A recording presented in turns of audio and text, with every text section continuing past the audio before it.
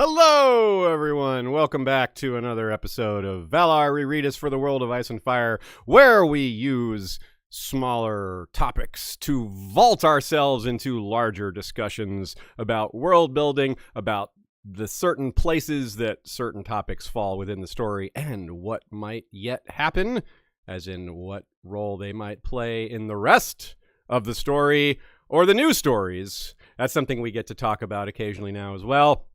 Given the grand expansion of content on television, we now can have optimism for certain topics, certain subtopics appearing on future projects on television. So anything is potentially on the table. We're still in the wild west of what could be a Game of Thrones program. And that's exciting. Westeros? What's that? The Wild Westeros? The Wild Westeros. How did I not say that? That was a real fail. What kind of a punster misses an opportunity like that? Luckily, Ashay has my back. So we've got multiple punsters here to make sure they don't slip through the cracks like that. So it's kind of funny. We were rushing last time a little bit through the beginning because I was worried the episode would be too long. This one, we have the same fear, but it always is a lurking... I don't know if I want to call it a problem. I mean, more isn't bad, but we want to keep it manageable in size. Yeah, but there are times when I feel like some section we're going over could just be a whole different topic, a whole different episode. Yeah, sometimes I think that too, but it's like sometimes I think of that during the episode. It's like, oh, that's too late. It doesn't always go the way we want. Yesterday was Ashaya's birthday. So join me in wishing Ashay a happy birthday. We had fun. We played a game called Demio. That's really fun. A dungeon crawling video game. Yeah, it's a virtual reality game that I've been into for a while. And Aziz had not played it with me yet, and he decided to give it a shot for my birthday. And man, we were like playing to like 3 or 4 in the morning, defeating this dungeon, and we thought we got to the 3rd level, and we thought we had it in the bag, and we died. Yeah, we died. We lost. We lost miserably, least, as it had turned out. But we really tried, and so I'm really excited to play more with him. Oh. Yeah. Did you make any friends along the way? No. I think Aziz was already my friend. I think. I'm not sure, but I think so. Pretty sure. So, Sean, are you drinking something in celebration of Ash's birthday? Do you have a birthday beverage or a celebratory drink of some kind? Whoa, that's a little different in color. It's like a pink. It's a little paler purple. It's the protein naked drink, the berry naked drink with the Bang, black cherry Bang, and good old Mountain Dew. Nothing too special today. So that totally normal drink. Totally normal. Yeah, that's pretty average for you anyway. A couple weeks ago, Ashay and I were at San Diego Comic-Con. We mentioned that last week, and we actually got to go into Hall H, and that was really fun. We got to sit really close and watch that whole big panel and hear George and Ryan and all the actors talk, and Jason Concepcion was the the moderator, and we got to watch that new trailer that's now out on YouTube. So that was a lot of fun. But emerging from that, it didn't really emerge from that. It was actually something that we've been trying to work on for a little while. We're going to be able to interview Ryan Condal, the showrunner of House of the Dragon. That's pretty sweet, and we're going to do that on August 29th. And if you all have questions you want us to ask him, we only have a limited time with him, so we're only able to ask the best questions. But anyone who asks a question that we ask, we'll shout your name out. So Ryan will get to hear it, and all the other fellow Westorians will get to hear it as well. And be That's aware. Cool. Ask him what his quest is. And be aware that that'll be after we've seen the first 2 episodes of the season when thinking of a question. Yeah, so August 29th, that's the day after episode 2 of House of the Dragon. All right, so... Can I point out, I haven't even finished it, but I started listening to Game of Thrones interview. Oh, heck yeah. George Martin. It is so good, it is, man. Isn't Anyone it? out there who hasn't listened to it yet, it is really good. Totally. Absolutely. Great call there, Sean. Another shout out for Game of Thrones for doing such a fantastic job interviewing George. If you haven't listened to it, do so. It's not short, but that's great. Yeah, George, they got George to talk, and I mean, it's very little they just get him going, and he goes, and that is a great episode of a podcast. I'm probably going to bring it up again when I listen to the rest of it. Yeah. Shout out to our friend Nina. She is a valuable contributor to History of Westeros podcast on a very regular basis. Check out her blog at goodqueenalley.tumblr.com. That's one L in alley, because that's Good Queen Allison. And her latest blog post is pretty relevant to today's topic. There's a quote that from Grazdan Moeraz, one of the nasty slavers of Slaver's Bay, who threatens to enslave Dany and make her. He says there are pleasure houses in Lys and Tyrosh where men would pay handsomely to bed the last Targaryen. Lys and Tyrosh, of course. Lys is our topic today, and then it comes back around because Illyrio mentions to Tyrion when he's talking about his lover Sarah, who many of us think was a Blackfire. So maybe Illyrio paid to bed the last Blackfire, and that's how that all got started. Entirely possible. How much would Illyrio have paid to bed Aemon? I don't know, but that's a question I never thought I'd consider. But here I go. So yeah, think about that. Maybe think more about Nina's thing than Sean's, but still, you can. Of course, I want to shout out all the places you can listen to us on Spotify, Google Play, Amazon now as well. It's all the big players are getting into podcasting. It's really a different world in podcasting than it was when we got started 10 years ago, and iTunes was basically it, Podcasting's changed. It's still a Wild West here, too. Lots of Wild Westeroses today. We'll start with, as we usually do, with our trivia question, and you all can send us questions anytime, either during the episode or before it, on Patreon, Discord, or Facebook, Twitter, or email. Those are the best ways. The trivia question is, who is the first Lysene character we meet on page in A Song of Ice and Fire? On page, not what that we hear about, because there's a few who get mentioned that aren't. Like Varys. Varys might be Lysene. We're not actually 100% sure Varys is Lysene, but he's mentioned before he appears, and there's someone else who appears before he does. The first question I have for you all, kind of an idle question, because as George says, there's no rules on this, so there's no right or wrong here. If you want to pronounce Lys, chocolate, that's wrong. But if you want to say Lys or Lice or Lys, they're all right, basically. How do you say it, Sean? Have you thought? I personally vacillate. I say if I were to say it 10 times in an episode, I'd probably say it 3 different ways. So I don't really have a way. Have you noticed how you say it?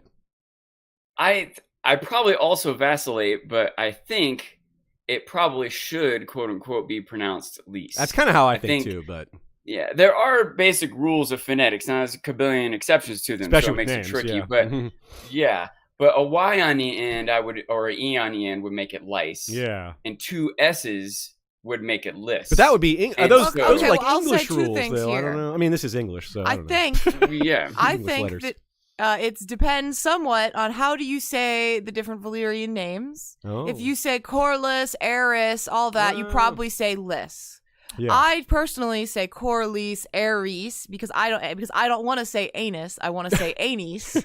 So everything kind of you just did say it. Everything kind of stems from me not wanting to say anus. I want to say everything. Yeah, everything stems from her.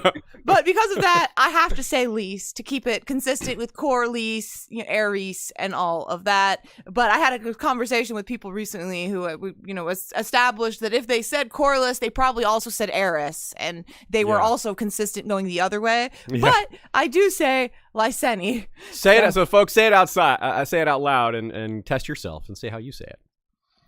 I do think when you alter the word, it is reasonable to alter the pronunciation, just like in other rules of phonetics. I can't come up with it going off the top of my head, but I think it's totally appropriate. Well, no one would say if you say Lys. What about the people when it's listed? You say Lyseni? Because I've never heard someone say Lyseni. I've always seen Lyseni. Yeah. So it changes to Lyseni when you're talking about plural. I think so. And Nina says the same thing. She pronounces it Lys, but Lyseni. Or Lyseni sometimes could be, but I don't know if anyone says that either. Anyway, so again, George says there's no rules on that. So say it the way you want to. Go ahead, call it chocolate. Yeah, call it chocolate if you want. Incidentally, this topic was a little bit harder to search for because if you search for LYS on A Search of Ice and Fire, you get Corlys. Oh, do you really? It covers partial words like that. Yeah, so you get other things where the word ends in ly and the next word starts with s. Oh. Like clearly she said, because it ends clearly ly and then she starts with an s, so it's lys as soon as the s is in them. And it's like, oh, that's annoying. So I guess You know, did you do a that's bunch of weird. search for Lyseni and Lysene? Lyseni's no problem. Yeah, that was no. When I searched for lists, by the way, it found lying every like Same, lying yeah. down or not telling the truth. All those results. It thought it came was a up too. tense. Yeah, like I thought you were saying lies. So it's like also lying and liar. Yeah, so yeah, that was a little tricky, but hey, that's also kind of fun. You could do a Control F within the page after doing the search on there. That's what I did. Yeah, that's kind of what I had to do too, but it just took a little longer. But it was fun because I just ran into other topics along the way, and hey, just got to play around with different stuff. Noteworthy, even narrowing down the search with Control F, there was still a lot of results, hundreds of results. I think there was over 100 just in World of Ice and Fire. Hundreds more. I agree. In the rest of the novels. In fact, this next comment I have written in the document is there are probably more Lyseni in the story than any other nation outside Westeros. I think there's more than Bravos. Maybe not more than Marine, but Myronese aren't all over the place. We just see so many of them in one place because we're at Marine. But Lyseni are just all over the place because they're sailors, they're sellswords, they're sails, they're Valyrian heritage, they're a lot of rich people in Lisa. It's definitely the most for a place we haven't actually gone to. Yeah, right? I think so. Yeah, because Like, we've been to maybe there's Bravos more and Marine Marine. and more Dothraki, but we've been to those places. Good point. Very good point. Yeah. Now, all Targaryens since Aegon the Unworthy, including his brother and sister, Aemon the Dragon Knight and Princess Daenerys, are descended from Lara Rogare, who was their mother. Kind of an absentee mother. We'll get into that later. But Aegon the Unworthy, at 1.5 years old, tried to beat up his baby brother, Aemon the Dragon Knight, before he had that nickname. It's hard to get a nickname, the Dragon Knight, when you're an infant. But he beat him with his egg, his dragon egg. He smacked him several times. They caught this 1.5-year-old beating his infant brother. So Aegon the Unworthy was bad right away. You can't blame his mom for that one. I do think it's important to have your mother around, but this dude was bad right away. Mothering wasn't going to stop this guy from being terrible. But also, of course, that means all Blackfires have this bloodline as well. That's right when they split, because Aegon the Unworthy is the one who fathered all the Blackfires. So, and of course, the Blackfires also have Tyroshi heritage, which we saw that connection in that Grazdan Moeraz quote in Tyrosh and Lys. They are rather well connected. That, of course, includes non-Blackfires like Bloodraven. And Shiera Seastar is Lyseni on both sides. Her mother was Lyseni, and then her father, Aegon the Unworthy, half Lyseni. So there you go. It has its own unique portion of leftover Valyrian supremacy, which continues on its own in a manner rooted in similar ideals, which is the rich and powerful rule over those who aren't. It was built with a very few select industries in mind, mostly of the luxury and pleasure variety. The demands would be immense and extreme. I mean, think of how perfect rich people's playgrounds have to be, like the luxury hotels. Like everything is just perfect. You have people cleaning every little speck of dust. Everything is folded perfectly. This is... Okay, so my idea now is that the new, there's the show The White Lotus. Yeah. You know how it's an anthology series where they go to a different resort every season? So season 3, they're going to go to be in Lys. Yeah, it's HBO show. They can do the crossover. It is HBO. It is anthology. Oh, yeah. That's pretty good, actually. So just imagine the demands put on like the service staff. And of course, in Lys, there's lots of slavery. So how do you can't just have people doing whatever they want. You have to develop this. You have to have skills to please, entertain, and occupy the richest, most powerful people in the world who are on vacation, and they expect it to be perfect, right? They've had access to the best there is. They're the richest people on the planet. They've entertained themselves with everything there can be. They've bought all the luxuries, been to all the fancy places. Everything money can buy, they've done. But Lys was the place they chose that beats all those other places. It was built to be the best of that ilk. We come to a concept that's very familiar by now. George R. Martin loves to take things from the real world and turn them up to 11. Lys is the 11 of rich people's resort destinations. But the question this place asks is, what happens to a playground for the ultra elite when there are no more ultra elite? The ultra elite, now there's just regular ultra elite, or just elite, right? There's no dragon lords anymore. That's a huge difference. There's nothing like that. So But the place obviously still exists, caters to the rich people of the world who remain after the Dragon Lords. Let's get to our first mentions. Unsurprisingly, the first mention of the place is in Dany 1, A Game of Thrones. After Ser Willem had died, the servants had stolen what little money they had left, and soon after they had been put out of the big house. Dany had cried when the red door closed behind them forever. They had wandered since then, from Braavos to Myr, from Myr to Tyrosh, and on to Qohor and Volantis and Lys, never staying long in any one place. Her brother would not allow it. The usurpers' hired knives were close behind them, he insisted, though Dany had never seen one. Yeah, he didn't actually send them. Viserys was paranoid. But that's neat, right? I'd forgotten that Dany has been to Lys. I mean, she was very young, apparently, although Nina suggests that maybe it was one of the last places they went before going to Pentos. When Daenerys arrives at Astapor, she thinks to herself that it was an old city, but not so populous as it was in its glory, nor near so crowded as Karth or Pentos or Lys. So she remembers enough of it to remember that it was crowded. And Dany was also just in Karth in Clash of Kings and had lived in Pentos for half a year in the start of Game of Thrones. But to include Lys in this comparison may suggest that it's fresher in her memory. She's using it as a more recent comparison. So that's entirely possible that it was one of the last stops, which means that maybe she was there when she was like 9 or 10, because I believe I think she's 12 or 13 at the beginning. So, yeah. And if they moved on quickly, yeah, maybe she was there for a few months or something.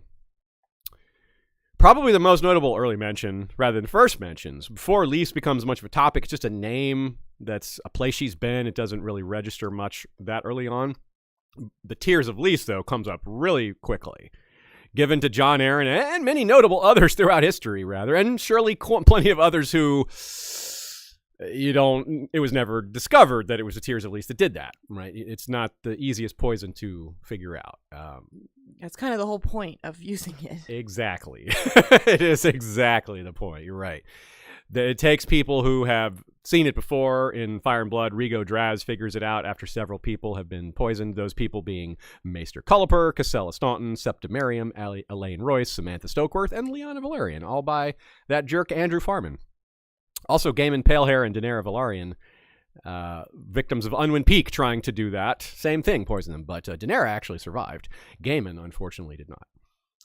You have a question here about how old was Willem Shawn? You curious about him? Yeah, it made me wonder, did he die of natural causes, or could he have been poisoned? Is there someone who might have been out to get him, out to... Probably not. He died really slowly over... Like, he had some sort of wasting disease. It took months to kill him. Nina suggests that it prematurely aged him, because it seems like he went from whole and hearty to walking with a cane and gray-haired really quickly, and then bedridden. He was bedridden for months before he died. So it's possible he was poisoned and survived the poisoning and lingered and then died. But there's not much reason to suspect that, because why? Why wouldn't you kill the kids? Why wouldn't you? Nothing else happened. Like, there's no follow-up. The argument for that, if I'm playing devil's advocate here, would be that Varys and Illyrio didn't want Dany and Viserys to have someone a capable protector. They were doing they were weakening him, even if just keeping him weak. Would be the argument. Is it would be Varys and Illyrio doing it? That makes some sense, I suppose. Yeah, I can't dismiss that. They're trying to manipulate where Dany ended up. Yeah, who was watching over them, steer them toward Pentos or whatever. Yeah, because his death meant that it all fell apart. They didn't have a protector. They became homeless after that. So yeah, and they became more desperate. Maybe that's what got them to go to Pentos, or maybe someone else encouraged them to go to Pentos, and Illyrio just herded them that way without them realizing it. Varys helping. The first mention in the World of Ice and Fire comes from the Tales of Nymeria, Princess Nymeria of the Rhoynar, quote: "The battered, tattered remainder of the 10,000 ships sailed west with Princess Nymeria. This time she made for Westeros. After so much wandering, her ships were even less seaworthy than when they first departed Mother Rhoyne. The fleet did not arrive in Dorne complete. Even now, there are isolated pockets of Rhoynar, on the stepstones, claiming descent from those who were shipwrecked Other ships blown off course by storms made for Lys or Tyrosh, giving themselves up to slavery in preference to a watery grave. They were sailing forth from the Summer Isles this particular time. Deep into their wanderings, they had been given a smaller island by the Summer Islanders. They didn't want to give too much to them because they were afraid of upsetting Valyria. But this island they were living on didn't have sufficient soil and food production, so they had to move on. So it's not like... so the people who gave up and gave themselves up for slavery to Lys and Tyrosh had already lived there and been through that, had already fled Valyria's destruction of their old cities along the Rhoynar, and had lived in Sithorios. So they had lived in awful, awful places. So this isn't like... they went through a lot before this last resort. And slavers, for them, it's really frustrating to think about this. Like, these slavers who are awful people think of human beings as goods. To them, this was like free stuff washing ashore. Refugees coming in, like, yep, more money for us. That's what they see of it. For most, like, humane people would think, oh, these people need help. He's like, no, these people are perfect. We're going to capture them and make money from them. Yeah, that's the way they think. What's that? You know the soundtrack for all that? What? It's Papa Roach, Last Resort. Lys is a last resort, right? Yeah, it's a resort town. But there's no roaches there. They keep it very clean and tidy. Now, this was perhaps too long ago for any of those Rhoynish bloodlines to have survived that desperate self-enslavement. And we've covered those Nymeria and those refugees extensively in our Nymeria episodes. Check those out if you're interested in more. Let's get to the description and geography of Lys and describe what's in the area and the climate and all that. Here we go. Lys, the most beautiful of the free cities, enjoys what is perhaps the most salubrious climate in the known world.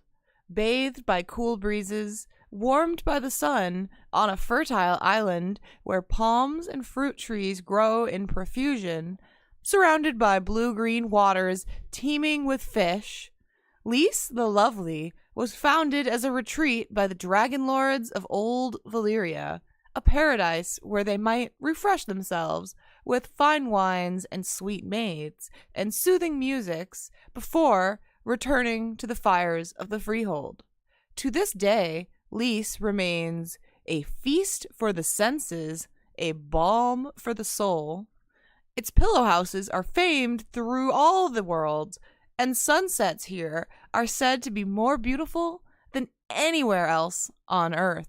So it's a real mixture of just beautiful natural environment and horrific behind the scenes. It's the ultimate example of make it look good to hide all the evil and bad things that are below the surface. It's the opposite in some ways of the slavery of Slaver's Bay, which they're not trying to disguise anything. They're trying to make it look nice.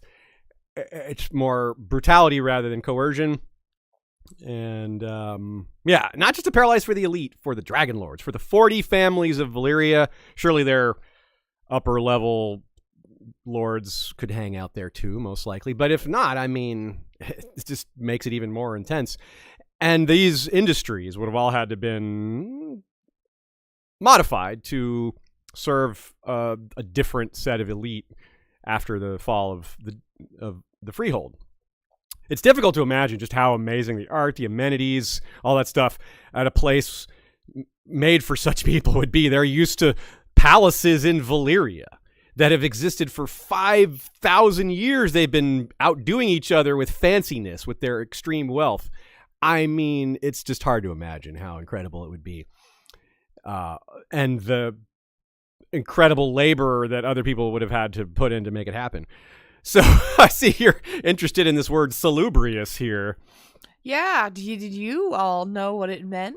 Can you tell me the definition of salubrious, Aziz? I would guess that welcoming, something along that line, welcoming or just health-giving and healthy. Health-giving, okay. So salubrious weather, healthy weather, pleasant and not run down.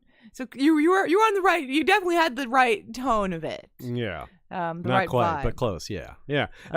That's interesting. So healthy climate. So I wonder if like sometimes some places like dry would be good. I mean, this isn't necessarily humid, even though sounds like it's a wet climate. Even though it's on an island, but yeah. Yeah, there's a difference between dry and 110 and dry and 75, right? It's probably not like Panama. It's probably not like Death Valley. It's probably not like the North Pole. Yeah, I think of it like the Caribbean. I think of other places like other fancy places like the French Riviera, but that's maybe not the right climate, but maybe it is. I haven't been there. I don't know. I think of it like Colorado. Oh, okay. Hey. You don't have islands in Colorado. but the climate. Salubrious weather. Yeah, you do have that. Yeah. So Nina says it's interesting to consider what kind of architecture might still be around to reflect that this was a playground for the Dragonlord elite. They probably didn't have like the architecture of Dragonstone. They're not trying to intimidate people, or I don't know how the rainfall is there, if they need to have the gargoyles for rain control, but they would have like stables for visiting dragons, some dragon pit-ish type spots, maybe not with domes, but if those existed, I mean, there had to be spots for dragons. It's the Dragon Lord place. Maybe those have all been, maybe they're all parking lots now. I don't know. But what happens to such towers things? For them to land on? Ooh, platforms. Yeah, that would be cool. Yeah. That's really neat, like helipads. Yeah. Like, wonder if they had air traffic controllers or anything. You know how helipads have the big H? It's the big D. So yeah. Or whatever the D, whatever Valyrian for that is. Yeah. Yeah, they would have to compensate for dragons landing. You need spaces for them to land, and yeah, Nina wonders, are any of the manses, any of the buildings named after Dragonlord families, like Jelena Bellaris Way and the Explorer of Sithorios, and yeah, stuff like that.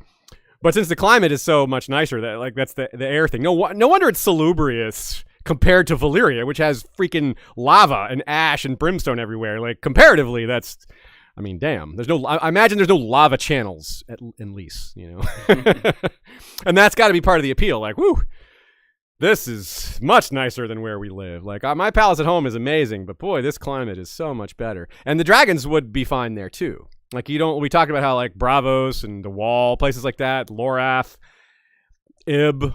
There's evidence dragons have been there, but living there for long periods of time, nah. The dragons don't like it there, but at least they would probably be fine there. It's warm there. Maybe not as nice as a volcano, but they probably wouldn't be, upset about being taken there.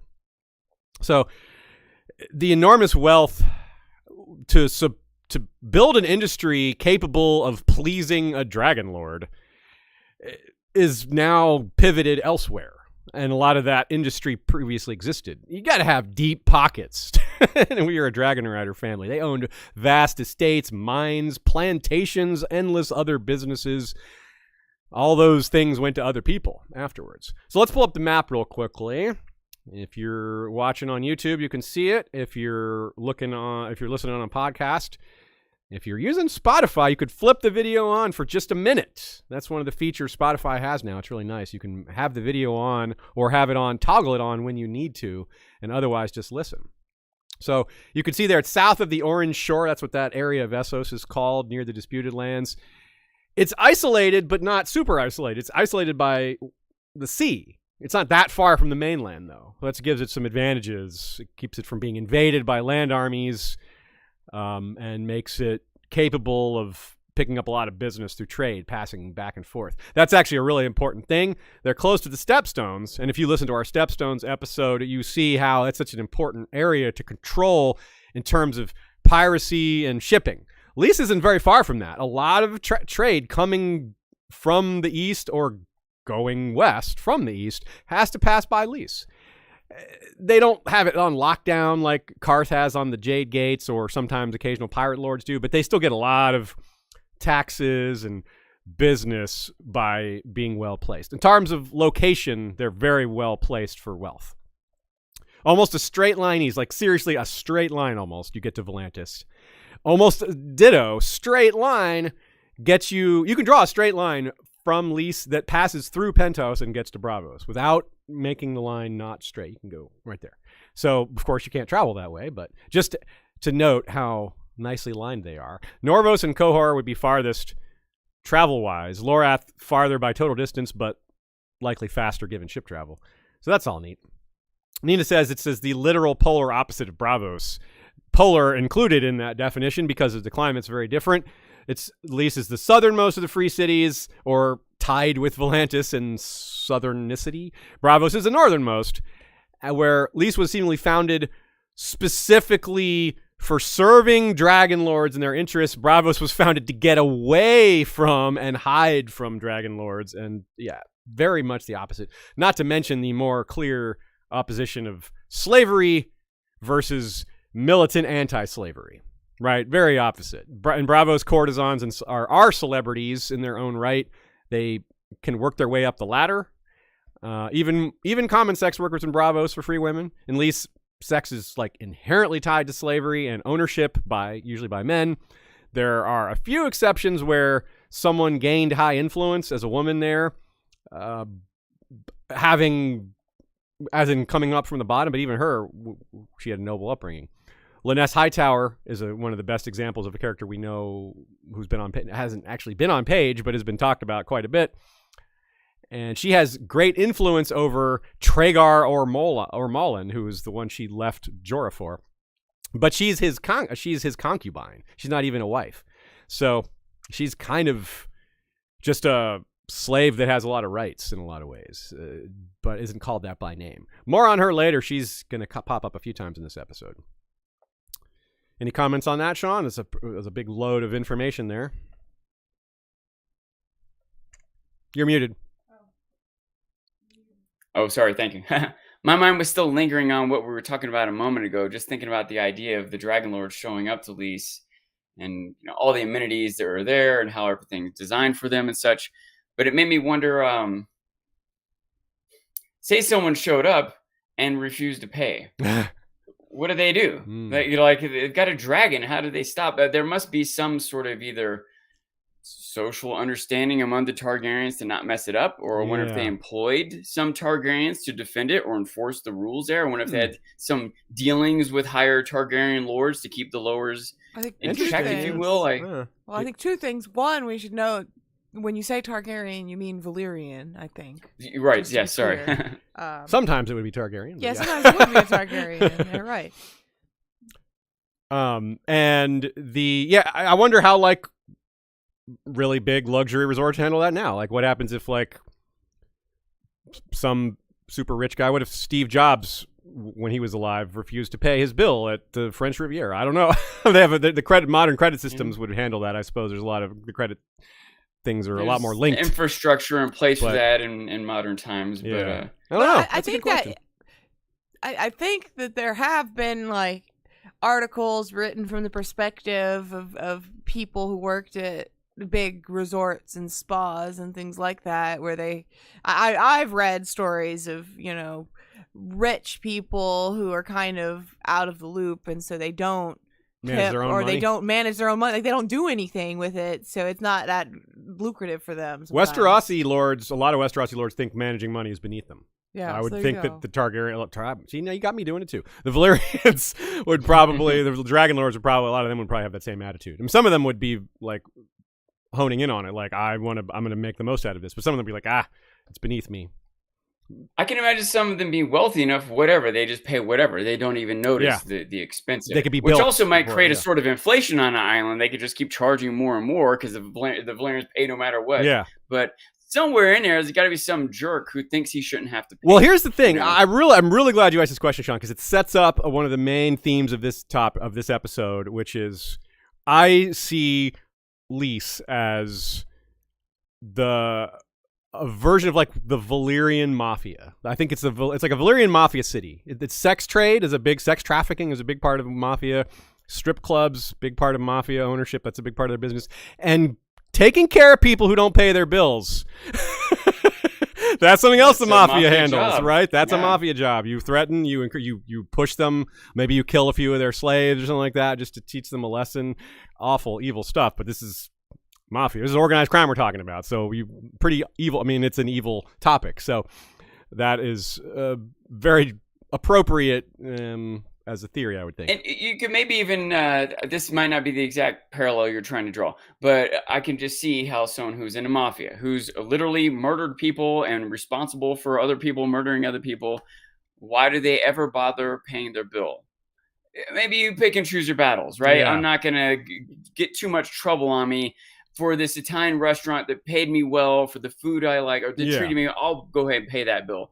But some other guy that rubbed me the wrong way, I'm not paying because he gave me new tires. What's he gonna do about it? I can see exactly. Yeah, and we say mafia, which is Italian, and rather than just saying organized crime, because lots of organized crime groups around the world are involved in a lot of these same businesses, like sex trafficking and stuff like that, luxury goods, resorts, strip clubs, like same thing. But the reason I focus on mafia, specifically Italian, is because the names in Lys are very Italian. We have the Rogare family. Heck, one of them is named Fredo Rogare.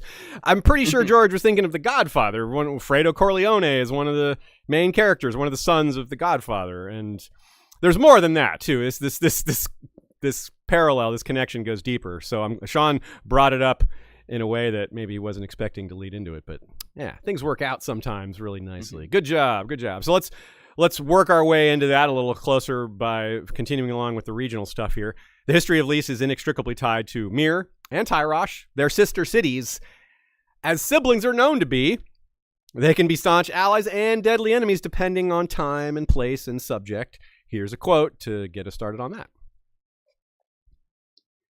The three cities surround the large, fertile heel of Essos, the promontory that divides the Summer Sea from the Narrow Sea, and was once part of the land bridge that joined the continent to Westeros. The fortress city of Tyrosh stands upon the northernmost and easternmost of the steppe zones, the chain of islands that remained when the Arm of Dorne fell into the sea.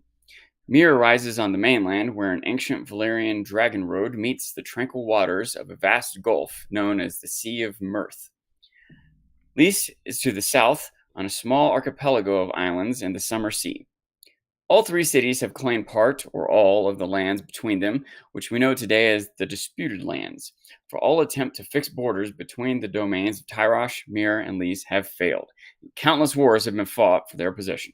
They are also referred to as the Three Daughters, which is good because we can't have them be called the Three Sisters. That would be confusing because of the Sisters Islands in the Bay of Ice there. So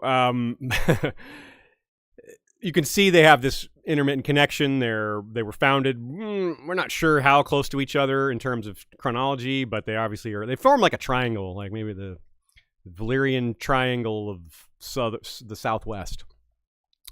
Jasiki comments, Lys is light, Myr is dark, and Tyrosh is colorful.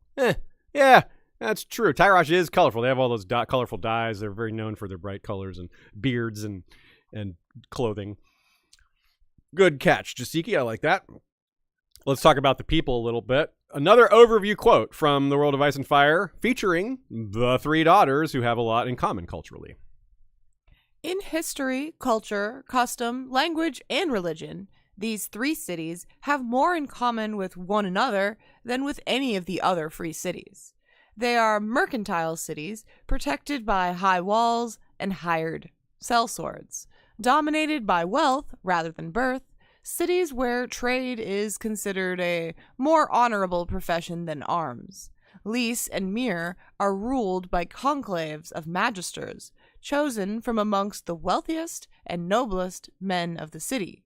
Tyrosh is governed by an archon, selected from amongst the members of a similar conclave. All three are slave cities where bondsmen outnumber the freeborn 3-1. All are ports, and the salt sea is their life's blood. Like Valyria, their mother, these three daughters have no established faith. Temples and shrines to many different gods line their streets and crowd their waterfronts. Lyseni language is a dialect or corruption of High Valyrian, but it's described as very musical, flowing liquid, the most beautiful of the Free Cities versions of High Valyrian, which makes sense given they were expected to serve and please the elite. So they'd have to speak properly and nicely, and it's mentioned that there's a lot of music in Lys. That's the same reason. The music would be there to entertain those folks, and behind that is when the people paying for the music are gone, you still have the musicians that spent their lives learning this music, and some of them would go solo. They would write their own song. I mean, some of them would have been doing that anyway. I mean, that's a lot of times as a musician, you have multiple streams of income to survive, and there would still be business for them. There were, of course, all the pleasure houses and inns and everything would still exist. They would just be serving a different or catering to a different form of elite. Now, in particular, Braavos and Pentosh are also biggest lovers of music. I'm not sure why it's those three that it landed on. We have a good reason for Lys anyway. Braavos maybe because of the extreme freedom and because of the huge variety of diversity there, maybe. Pentosh, I'm not really sure. We haven't seen Pentosh except inside Illyrio's manse. We don't know as much. But maybe because it's so closely linked to Mir and Tyrosh, some of that bleeds over. But anyway, that's a story for another day. The quote also refers to conclaves of magisters. That's an oligarchy, basically. Very similar to the Freehold of Illyria. Just rule by the elite, rule by the wealthy. If you're not wealthy, you're not in power. If you are, you are, if you want to be. It's not quite that simple, but it's good enough for our description for now. As for the people, this is a little interesting point here. Let's have another quote.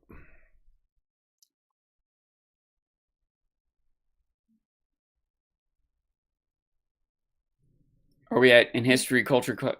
No. No, we're not. We're The next one. Oh. Sorry, the blood of Valyria. Sorry. The blood of Valyria still runs strong in Lys, where even the small poke. Even the small poke. That's good. Cut that. The blood of Valyria. Yeah. The blood of Valyria still runs strong in Lys, where even the small folk oft boast pale skin, silver gold hair, and the purple, lilac, and pale blue eyes of the dragon lords of old. The Lysene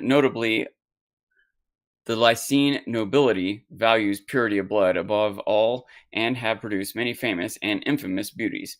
Even the Targaryen kings and princes of old sometimes turned to Lys in search of wives and paramours, for their blood as for their beauty, aptly.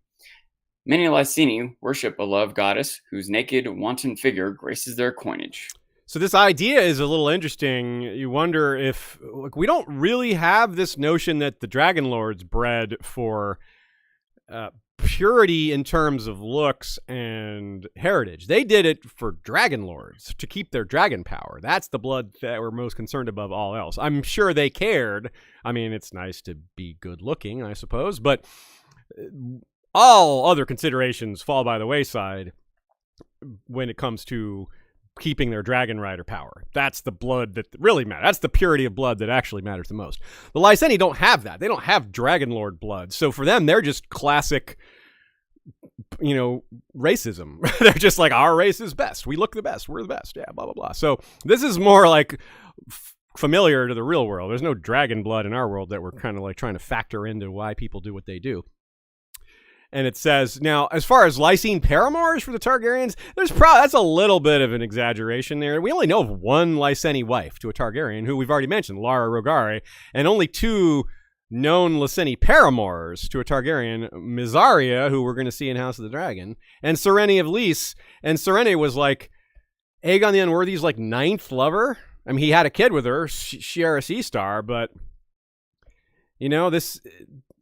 the Lyseni Rogares were obviously a huge influence on Aegon III and Westeros in a bit, and of course, as we mentioned, all these Targaryens are descended from Lara and Blackfyres too, and Bloodraven and all that. But that might be about it. So this multiple lovers. If maybe we just don't know about them. Maybe there's some other kings that had Lyseni lovers that just didn't make it in the books because nothing was dramatic about that relationship, so they just kind of left it. Maybe like Maekar had a Lyseni lover because his wife died before Dunk and Egg. So are we supposed to think that Maekar went his whole life without ever having a lover again? Yeah, I mean, he's the kind of guy that maybe you could see that. But it also wouldn't be surprised if even Tywin had lovers, after Joanna died. And Tywin's, the kind of guy you would think maybe that guy he's just so cold and soulless that he doesn't need a human comfort. But no, even Tywin does. Even Stannis probably does. And most likely Maekar did as well. So there are some gaps in the record that some of this could fit in. But right now it's like, I don't know about that. We don't really have these mentions to back that up. Maybe when Steffon Baratheon went out looking for a bride for Rhaegar on Aerys' behest, they definitely would have gone to Lys. And it's suspicious that they didn't come back with a match. I think that there's a lot of conspiracy theories. It's like they didn't find someone worthy of Rhaegar in the entire world. Really? How hard were they looking? I don't know about that. But again, we come all back. If any of that's true, if Stefan Baratheon, they just kind of tanked their mission on purpose, Yandel wouldn't know about that. Right? Yandel would have no idea. Yandel would have no clue. He wouldn't. This wouldn't be public knowledge. I was thinking about this from the perspective of Yandel, what he might be trying to present to Tommen. Like, that it would be beneath you to go to some, island of sex workers to find a wife. Don't do that like the Targaryens did. We're better than that. I wonder if that's some he could have that view of intent behind it. Yeah, I mean, he might be stereotyping a bit. He's never been there, most certainly, right? And we've talked about that before, how the farther away from Westeros we get, the less accurate the Maester's writings probably are. Maybe this is a small example of that, where he's exaggerating their presence amongst House Targaryen. Maybe he's trying to build him up. Hey, you're the king. You can do anything. You can go anywhere in the world to try to find a lover. Yeah, good point, yeah. I could see a couple different angles where he might be trying to, I don't know, make his writing more appealing to a king. Does that make sense? The way he's presenting his story. Tommen might be like, ooh, So a little more on the looks thing. Nina points out that, they're maybe not as purely nobly Valyrian as the ones living behind the black walls in Volantis, but it's the same energy. They're trying to channel the authority and supremacy of the Valyrian freehold by doing things similarly. They don't have the dragons, but maybe they can have like dragony stuff around, and they can look like the dragon lords. They can have the purple eyes and silver gold hair and act like them, act authoritative and act superior. And they would have learned how to do that by having, this was the place the dragon lords came on vacation all the time, and they got to see them behave, and they got to see how they acted, and they would follow in their footsteps as much as possible to be like them. So it's an extremely corrupt nobility. Probably their citizenry are pretty corrupt as well. But again, we don't have a lot on the day-to-day Lyseni. We don't know much about them. We know a lot about the lowest of the low and the highest of the high. In between the middle class, we know a little less about, I guess. Dany. The big question is, will Dany come here? This is something we're going to come back and forth on all throughout the episode, because Dany is by far the most likely to go there, besides Tyrion, who, if one of them goes, they probably both go. She's just gotten done with Slaver's Bay. Let's paint you a little picture here, a scenario. She's finished Slaver's Bay, probably very bloodily, probably very fiery, blood and fire, of course. She's gone to Volantis by then. She might be sick of it all by now. She's like, more slavery, more incredibly, like the ratio is 5-1 in Volantis. It's 3-1 in Lys, slaves to citizens. So not as out of whack, but still really intense in terms of that ratio. Dany would see the niceness, the prettiness. She would see right through it, though. She's just seen all this now. She's like, it's not going to fool her to think, oh, they have it nice here. Oh, the slaves are treated nicely here. No. No way. One possible ending for Lys is Dany just destroys it. She's like, no, this is a stain on the planet. It must be destroyed. There's no rehabilitating this place. I can see she might be a little bit more discriminate, right? Oh, yeah. Rather than just murder every slave owner in the street, she might have some sort of trial or interviews, to observe how different slaves are treated. And some people do get murdered in the streets, but some people maybe are given options and put in charge of new programs or something. I would like to see that, but it's a whole freaking book. I don't know how much George is going to get into the management of another city, So. I mean, if she does similar things, like if he sets up one thing in Slaver's Bay, he can say and similar things were put in place. But yeah, you're right. That is one of the reasons I think maybe she'll just go overboard and destroy a lot of it or all of it, rather just to make it simple. And that would also solve the writing problem of it being too long. Now, but of course I don't know. I'm not predicting that Dany's just going to kill everyone in Lys. That seems a bit much. But I'm very sure that if she goes there, she will be like, this place is terrible. Right? Like, maybe not as terrible as Volantis or Meereen, but maybe she might see it as pretty much just as bad. I can't remember. There's no way I'm going to quote it right, and I can't even remember who said it. But there's a quote one time that stuck with me a little bit. It said, it was something to the effect of like, you can't change the world. There's just no way, you can try if you want, but there's too far for you to fix everything. So focus on what's right around you. Focus on your home, your family, your friends. Just do the best with that. I wonder if on some level that will be what Dany realizes. Like everywhere she goes, there are these problems. Maybe I just need to go to Westeros and deal with those problems. Like if that's my plan, to go to Westeros. Or if I'm going to deal with problems everywhere I go, might not ever get to Westeros. Or if she hears about the others, that becomes like the most important problem. That's the real problem. Yeah, so she has to skip you. That would also enable her to just bypass Lyseni and Volantis and be like, okay, I don't have time for this. So a lot of different possibilities here. It's very interesting. And one of the reasons she would really hate it too is that it's got the same upbringing. Like a lot of slaves are born slaves and taught to behave a certain way, like raised like animals, to like trained to jump when someone snaps their fingers, or to behave a certain way when a man walks in the room, or to just always bat your eyes, or to look a certain way, like that kind of thing. That's the kind of stuff that would be taught to them since birth. And that's why it's just so insidious and evil. And 3/4 of the population of this place are slaves. I mean, that's what a 3-to-1 ratio means, right? So it's completely dependent on slavery for existence. So, yeah, you might... and bed slaves. This leads to a lot of kidnapping, similar to the sadly very real existence of sex trafficking. Something like 40 million people are enslaved in 2022. About 5 million of whom are sex slaves. And that doesn't include about 15.5 million people who are in forced marriages, which is arguably a cousin of sex slavery. In some cases, it pretty much is that. And they do... So in a ways, it's almost worse because it's sort of like condoned by the government or the powers that be, at least the world knows slavery is wrong. You could get saved from sex trafficking, from that, whereas your marriage, what's going to happen there to save you? No one's coming to save you from the marriage you were forced into. Yeah, and this is where organized crime comes roaring back in as a big factor. Like the number one sex traffickers in the world are organized crime. And that's not just the mafia, that's all the organized crime groups. It's not defined by ethnicity there. And they do all this in Lys. They're big into breeding humans, right? They breed people to look a certain way. And so they're stealing people and they're breeding them. And the Freehold did this a lot. Again, we talk about the influence of the Freehold. They were big on breeding and they did magical stuff with it. We can talk about flesh pits and blood magic.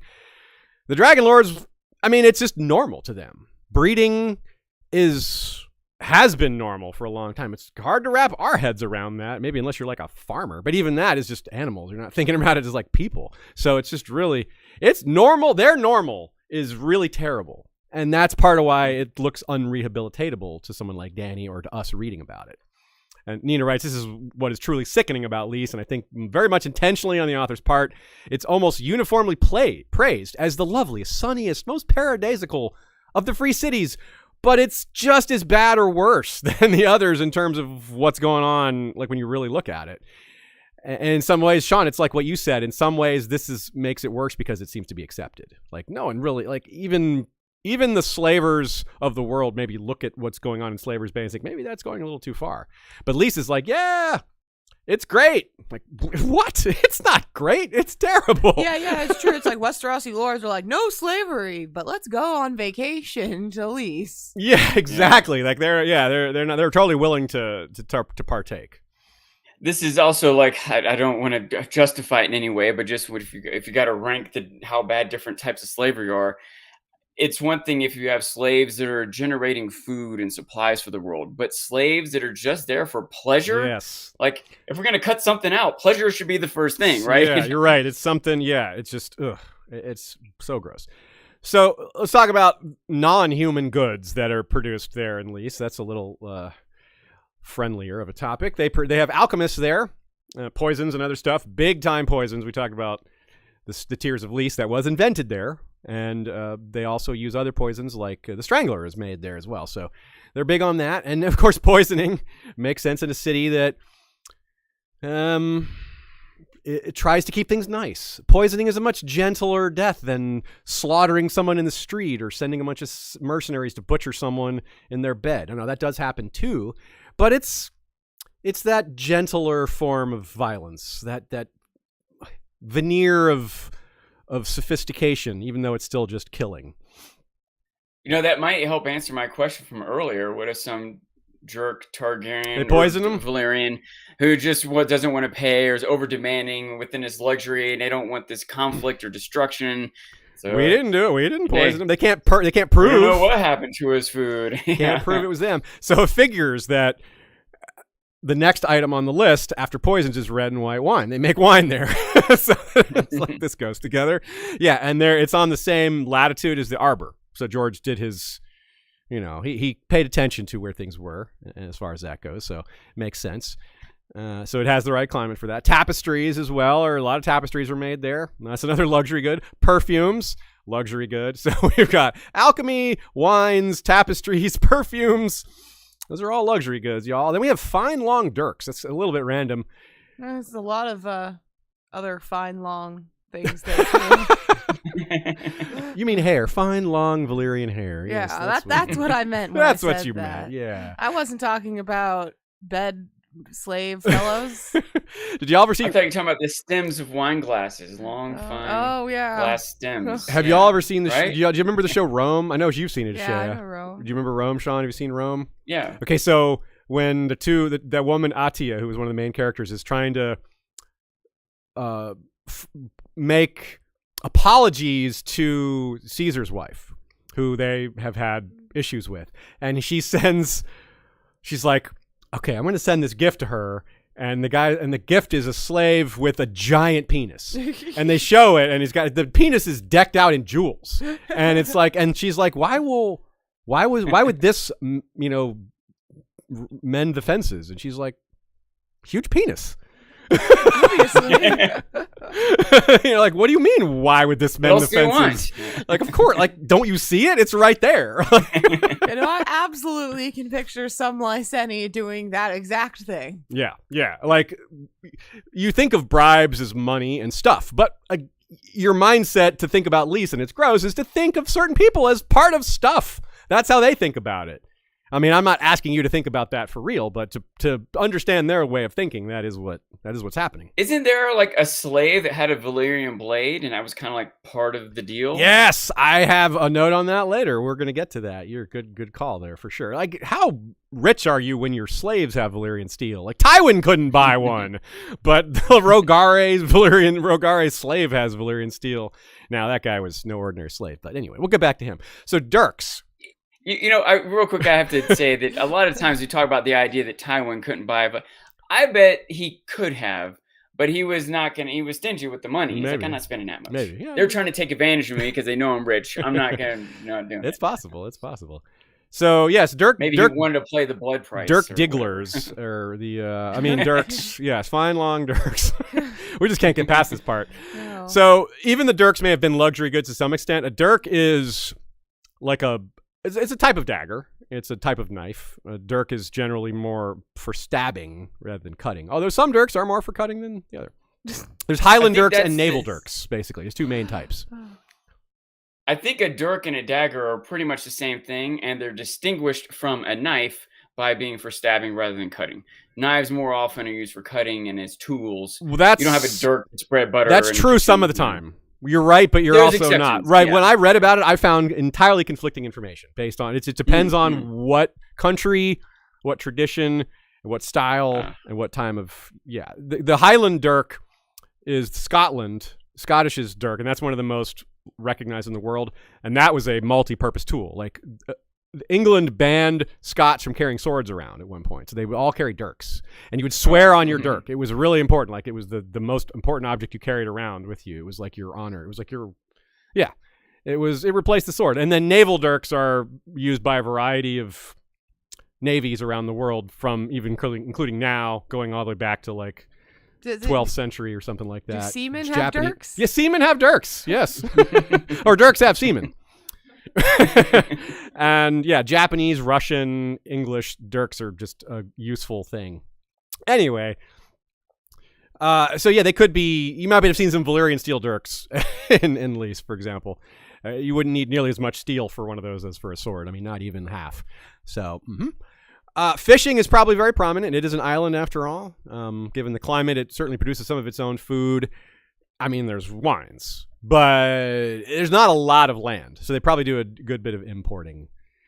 During the Lysene Spring, trade was greatly increased to the Seven Kingdoms, in the form of a greater variety of luxury goods, which just goes to show again what this place is all about. When the Rogare influence was there were just more silks and perfumes and stuff from farther away. These trade networks that Westeros hadn't established, the Lyseni had, and made those connections to Westeros as well, which shows the kind of trade agreements and long-term arrangements they've had with people all over the globe. Those trade networks would have been established by the Dragon Lords or their agents and would have existed in some ways since before the Doom.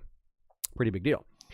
So it is a tourist economy, right? Given all that, they import a lot of their food probably. They have all these luxury goods. You got to have people coming in to pay for all that stuff because the locals can only pay for it so much, right? I mean, it's a vacation destination, just like any resort place. A heterosexual male of decent means can go to a brothel in any decently sized city or town across the known world of Planetos or whatever. But to get people to go to Lys, you got to really be awesome. To get people to sail there and spend, if it's something you can get in any town, you got to it's got to be a lot better to make you travel for it. Thanks to the sheer number of Lyseni in and out of the story and their place in Targaryen history, we've got some extra insight into their deities. So let's talk about religion a bit here. One of the main ones seems to be the Weeping Lady of Lys. Arya sees one statue of her in the House of Black and White, and Arya specifically notes that her statue is favored by old women. We wonder if this is a, quote, sexist, ageist, Lysene idea that the Weeping Lady mourns the loss of her beauty, that nobody wants her anymore. That could be the kind of thing that, the way they think, that might be it. But it might not be surprising that society... Or rather, it might not be surprising that society, which literally breeds and trains sex slaves, would also consider that losing your beauty is the worst thing to happen to you. Now, we know that's not the case, but a culture that implies that and teaches everyone that, well, you could see why it would work out this way. To teach them as well that they have to find a new place in the world after. You have to retire and do this other thing. It's a societal, herding mechanism. She has a shrine with a silver statue, this one that Arya sees. And there's another one in Lys as well that we hear about. Both of these statues actually weep. And the tears fill a bowl. And I guess that just cycles back through and comes back out. Some sort of artifice that keeps it circulating. Nina also wonders, is there a connection between the Weeping Lady and the Tears of Lys? Is that like just a naming convention? Is that just a societal idea that hey, let's nickname it after the Weeping Lady? Why not? It could be. I mean, the Tears of Lys apparently was invented there. That's one of their patron goddesses. So, yeah, that could make sense. Given that the Weeping Lady is in the House of Black and White, there's a chance she's some sort of death goddess as well, associated with death, which fits with the aging thing, I guess, if you think about it that way. The poison also is clear, odorless, and tasteless, which... Also, tears are salty, but they're mostly tasteless. It's close. There's a goddess called Pantera, which is also a heavy metal band from Texas that no longer exists. It's said to be a 6-breasted cat goddess, which isn't strange because house cats have 6 to 8 nipples. Yes, 6 to 8. Meaning 7 is upon. Yes, some house cats have 7 nipples. They don't always come in pairs. That was something I learned this weekend. That's weird.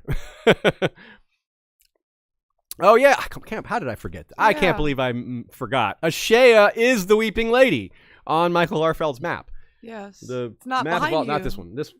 Oh yeah, it's not behind you right now. At all anymore. The one which one is that? That's the Essos map. The right. first map that we had any involvement on with Michael. I had reached out to him and asked him about doing an Essos map, and so he decided to depict us on it. And I think it's very fitting because I cry a lot.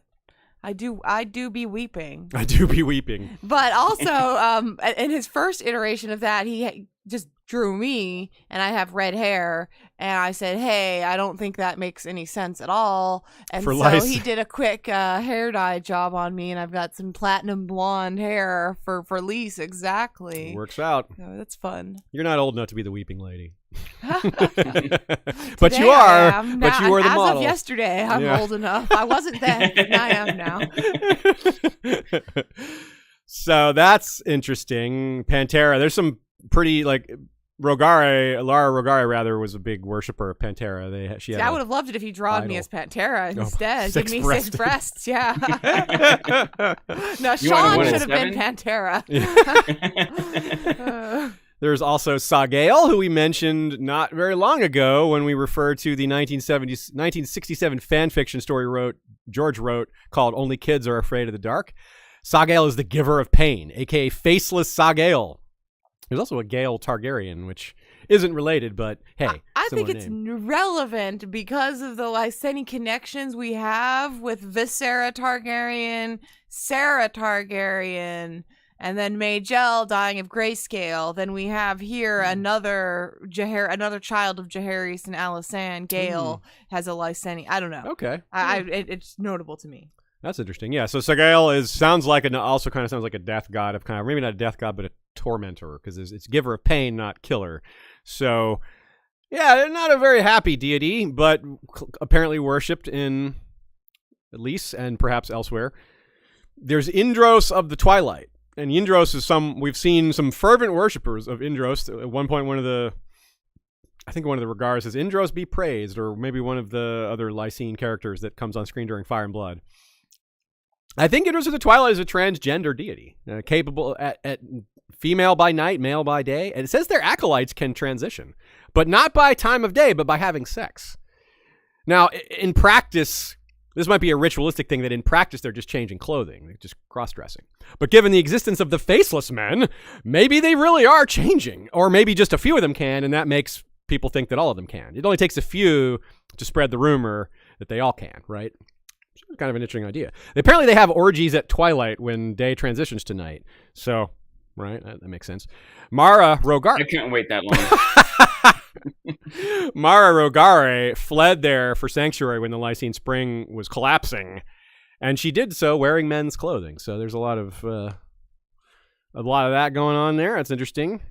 Makes sense, sort of, in a way to celebrate all forms of sexuality in a place that celebrates sex, right? So, for them, it would be good for business. They want to encourage anything you want, anytime of, you might think it's a little progressive, but nah, not really. For them, it's about money. I think they're like, yeah, anything you want to do, anything you want to pay for, it's cool. There's also some love goddess. What's interesting is we don't know the name of this love goddess. It might be the Weeping Lady, but probably not. I don't think so. No, because I wouldn't say so. I really don't think so. I don't think she gives off that vibe at all. She really doesn't. She's the native love goddess of Lys. She appears on their coins, and she's wanton and naked. Which, like, how do you have the Weeping Lady I don't know. That doesn't really fit. Especially because it seems to be like an advertisement. If you get coins from around the world and you find the naked lady coin, and you're like, and so you have a cohort coin, you're like black goat, and you got the Volantis coin. This is like a crown and a death's head. You're like, I want to go to the naked lady town versus the the death's head town and the black goat town. Like, I've never thought of like coins as advertisement for tourism. That was Nina's idea, and I was like, wow, that's a really good call, because it reflects the organized crime nature of this. Whereas, like, if you've ever been to like Vegas, you get like Spearmint Rhino bucks handed to you, which Spearmint Rhino is a really famous strip club in Las Vegas, and they give you like coupons that look like a $10 or $20 bill, and you can only spend it at the Spearmint Rhino. So it's an advertisement for that place. That's a fun kind of like thought exercise, is thinking about the things that happen when you go to Vegas or things you do in Vegas, and trying to translate that to, the Lyseni experience. Yeah, the resort town. They probably have gambling there. Yeah, for example, in my case, when I went to Vegas, they have all these legal dispensaries there. So I did like dispensary tours, because then the drivers get a cut of because they brought you to it. So they have a reason to do that. Anyways, they have like weed tours type of thing. I went to like 10 dispensaries in like 2 or 3 days. But I imagine probably some people go to Lys and just have a drug tour and aren't hitting the pillow houses for that at all, but that they have like drug den type things where you can do some like shade of the evening, you can do some milk of the poppy. That's an interesting point. I was going to bring that up, because when I'm thinking about this, we thought about like what are all the vices that get presented. That's something that maybe there isn't a lot of development on. Maybe there just doesn't exist that much in Westeros or in Planetos. There isn't a lot of drugs. No, there's not like a weed. There's not like, there should be mushrooms. Like, that's the one thing I think there should be. But there doesn't have to be like a cocaine. There doesn't have to be like anything synthetic, of course. But no, we have we have opiate and we have psychedelics. Yeah, there are opiates. We have psychedelics and opiates. Yeah, there. But it doesn't seem like it's something that people are. I don't know what word I want to use. Abusing. Exactly, or that's what I meant. You don't see drug abuse or there's alcohol abuse for sure. But not as much substance. It doesn't seem to be a slice of culture. It doesn't seem to be something that we see places to go to get, or people that are stuck on it, or it's not advertised. I think if George developed Essos more, we probably would. Yeah, I think in Essos there's probably more, and I think if we had a flea bottom perspective, like a POV that lived in everything, we only see them when they're out of it. Why would they be thinking back on like the weird, the homeless people who are drug addicts? Like I think they probably do exist though. Some people are hooked on milk of the poppy, etc. I mean, Gregor Clegane has a little bit as well, I suppose. He might be our biggest drug addict. Literally our biggest drug addict. I can also see it being a Pandora's box that George has just avoided, right? He's got enough, motivations and plot threads and et cetera, that might be too much to go off into. Yeah, I can see that too. And I guess Euron a little bit is one of our druggies. He does seem to be kind of he might be addicted. He might be hooked on that. A little hooked on it. On Shade of the Evening. Yeah.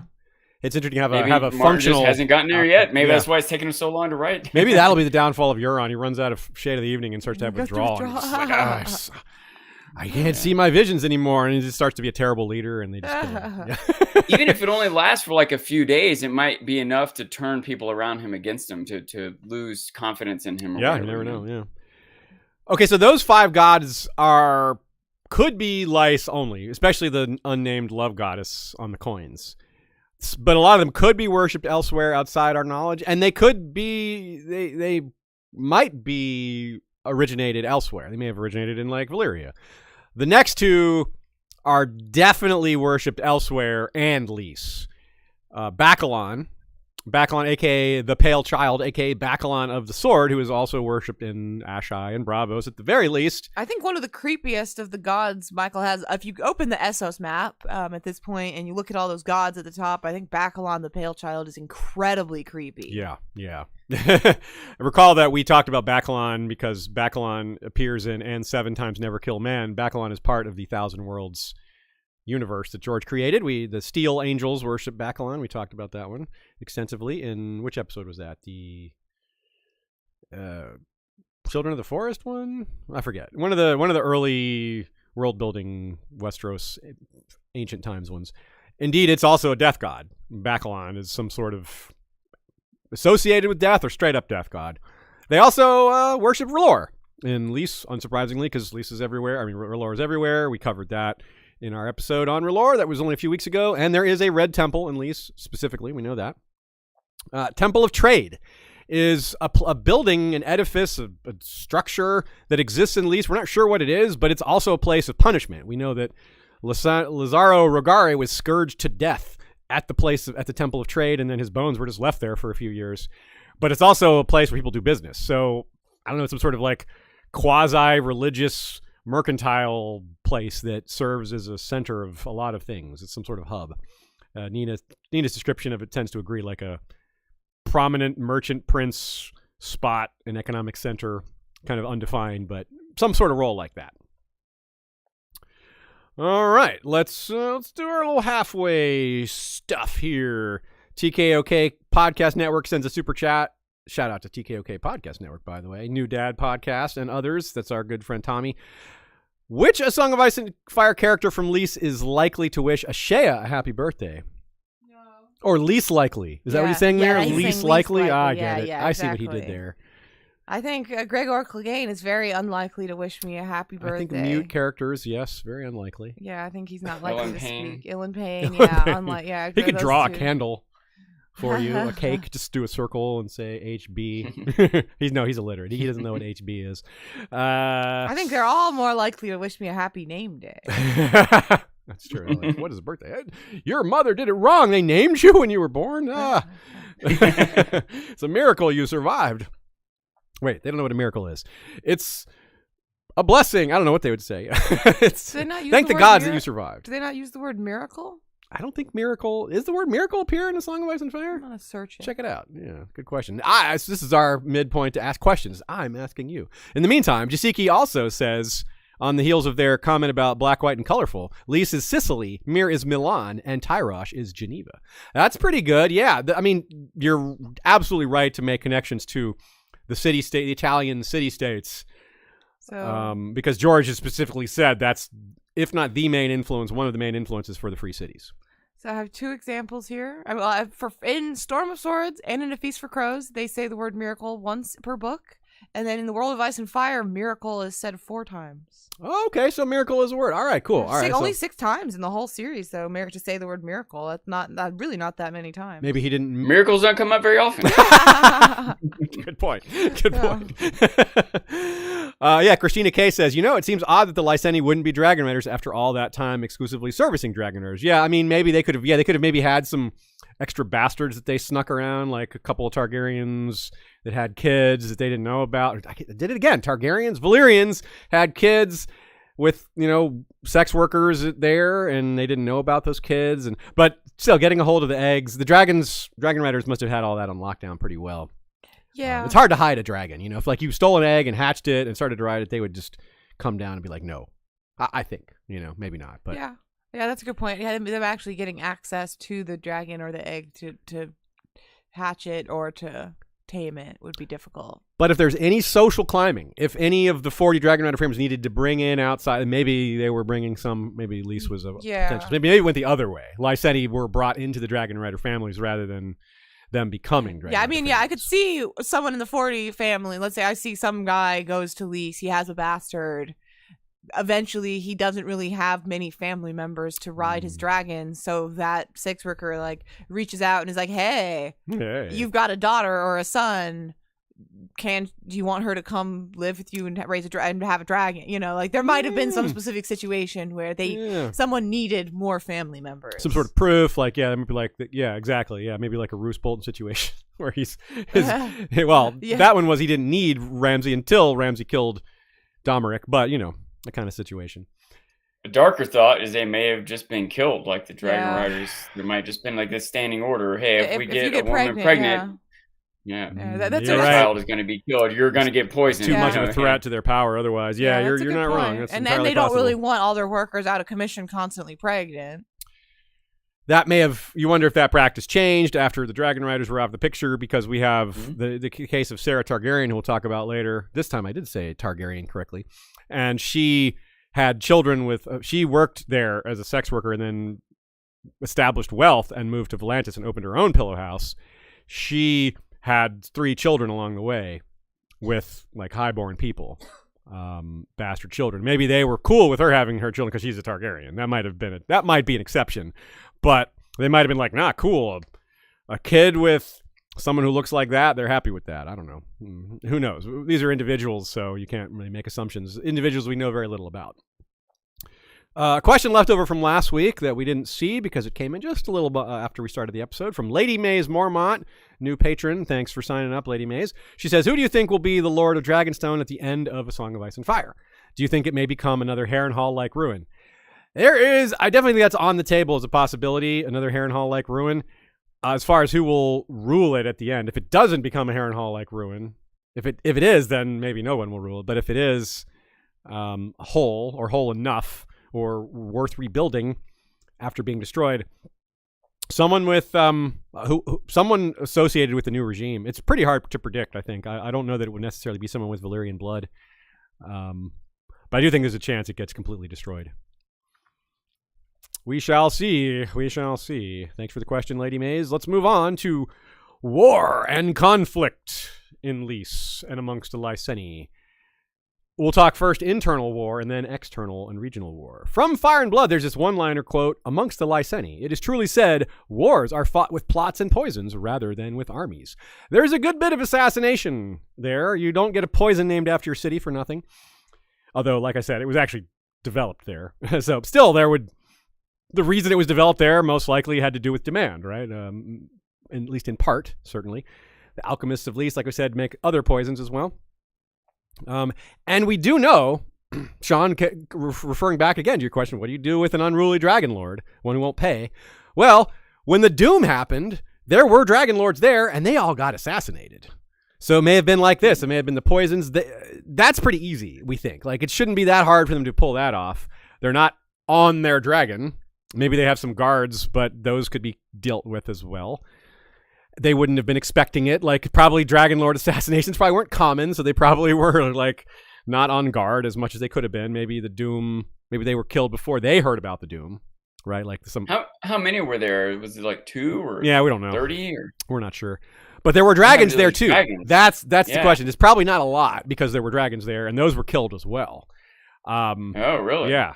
We don't know how, but that's a question Daenerys might want to consider before she goes there. Like, the Lyseni have killed dragons before, so if they still have whatever mechanism they did for that, watch out, because Drogon's not exactly the largest dragon of all time. You know, he's pretty young still.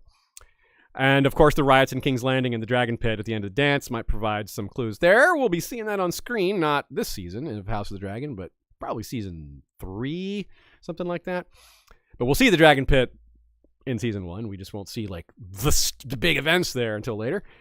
And maybe if the Maesters, bring the Maester theory into this, where maybe the Maesters helped contribute to the end of dragons with some poisonings and stuff. Maybe some dragons were poisoned. I mean, we don't know if dragons can be poisoned, but probably they can be. I mean, they're magical, but I don't know if they're just immune to poison. That seems like a bit of a stretch. Enough tears of Lys, even a dragon could be killed, maybe. I don't know. So again, let's have another quote. This one really starts to get into a lot more of the organized crime connections, especially given these names. Okay, Sean, that word is gonfaloniere. I know you're like, how do I say that word? Gonfaloniere. Here's the quote. Oh no, so that's not you're reading this one. My bad. So yeah, gonfaloniere. I'm still happy to know how to say it. Well, because I was like, oh shit, I don't know. There's a lot of Italian names sounding Targaryen names here, or Valyrian, Italo-Valyrian. That's what there are. Torreo Hain was poisoned with his wife, his mistress, his daughters, one being the maid whose wisp of a gown had caused such scandal at the Maiden's Day ball, siblings, and supporters at the feast he held to celebrate his elevation to First Magister. Silvario Pendaris was stabbed through the eye, leaving the Temple of Trade, whilst his brother, Pereno, was garroted in a pillow house as a slave girl pleasured him with her mouth. The Gonfaloniere, Moreo Dagarian, was slain by his own elite guards, and Mateno Orthis, a fervent worshipper of the goddess Pantera, was mauled and partly devoured by his prized shadow cat when its cage was unaccountably left open one night. I feel like I should have been gesturing a lot. Yeah, I've been gesturing. But this whole, Moreo. And then Mateno Orthis was fervent worshiper of Pantera. Yeah. That's a description of what happened in the aftermath of the Lysene Spring in the city of Lys itself, as the elite struggled for supremacy after the death of Lysandro Rogare and the decline, then downfall of his house. So again, this is similar. Like, picture this. We get a better description of what happened when the Rogare house collapsed.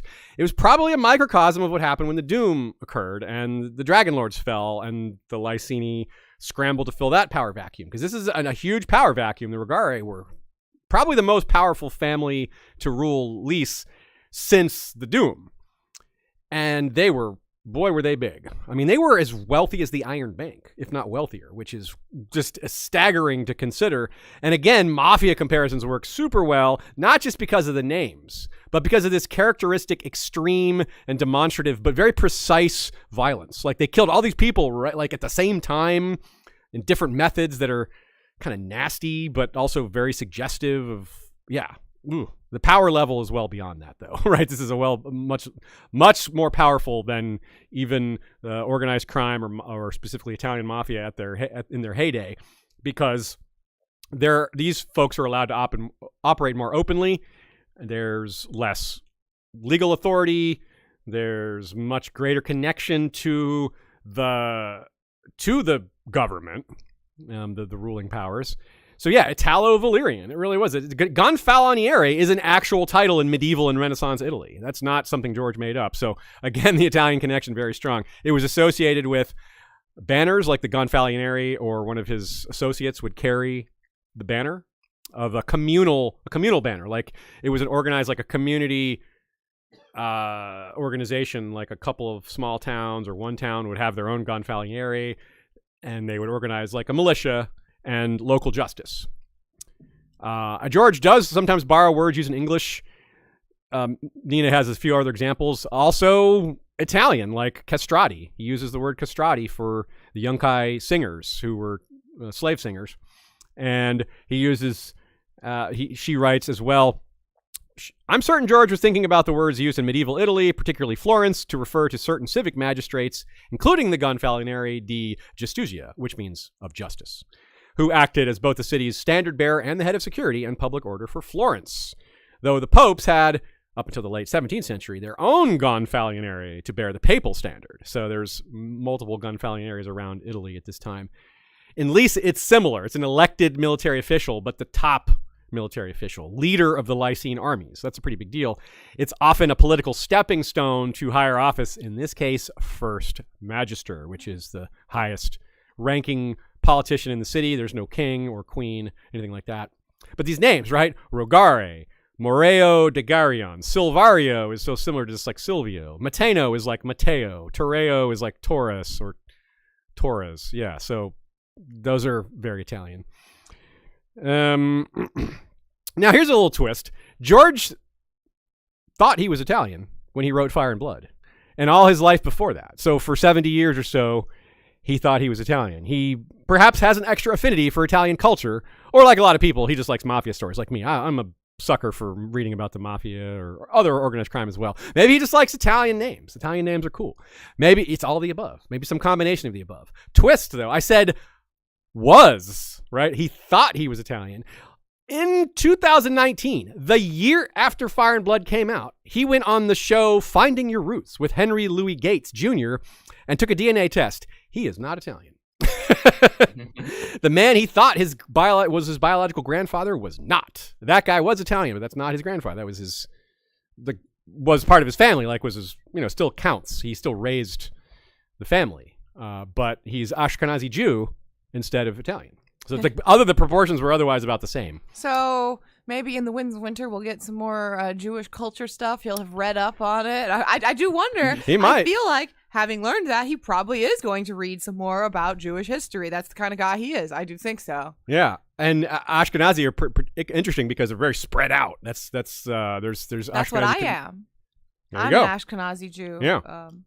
Like a pretty high percent, right? Like a substantial percent. Yeah. I'm half Jewish, like on my dad's side, so I wasn't raised, but like that's what 50%. My dad is fully very Jewish. So on the other side, I would be Irish. Yeah, we'll have to be on the lookout in Fire and Blood 2 and in Winds of Winter. Maybe there'll be some subtle Jewish references there. Yeah, because I totally agree. Like he learns about this, he's going to want to know. If he had learned about his Irish and Italian ancestry, he was curious about that. Then yeah, he would want to learn about this too, I would think.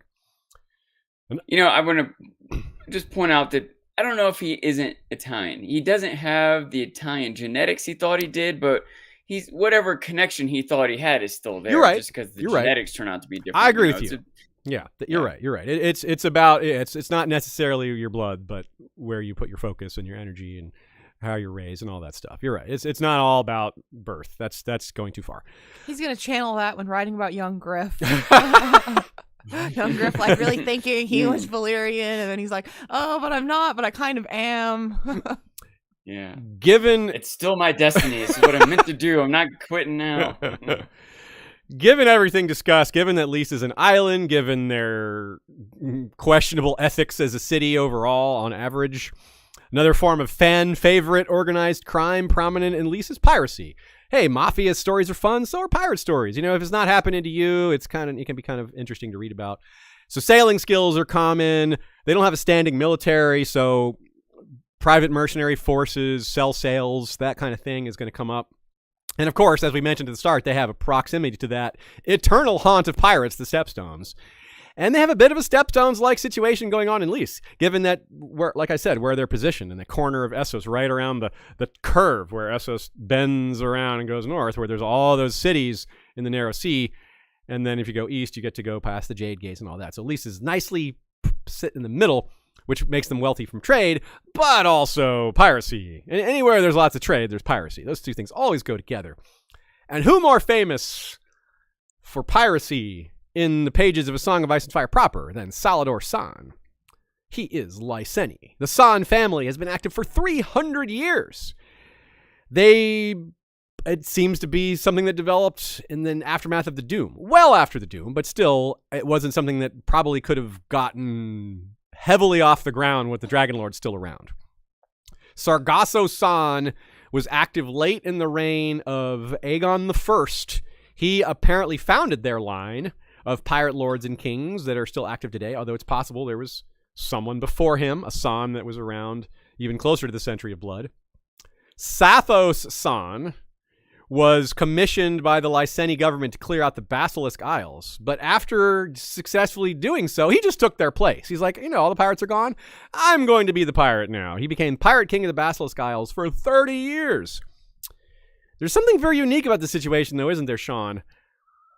Hereditary pirate kingdoms aren't really... That's not typical, is it? Usually it's like the Dothraki, the free folk, where they follow some strong leader that emerges, and family connections don't have nothing to do with it, but not a lot to do with it. So this maybe implies maybe more of a backing of the official government, something to keep these things in place. Maybe they have a big supply of stashed wealth in the banks that keeps them from ever falling flat, which would, again, imply working with authority because they're protecting their illicit gains. What do you think? Yeah, pirates are usually, A, don't last long, and B, aren't very stable. And so those two things don't lend very well to a legacy. Yeah, right? Yeah, very well said, yeah.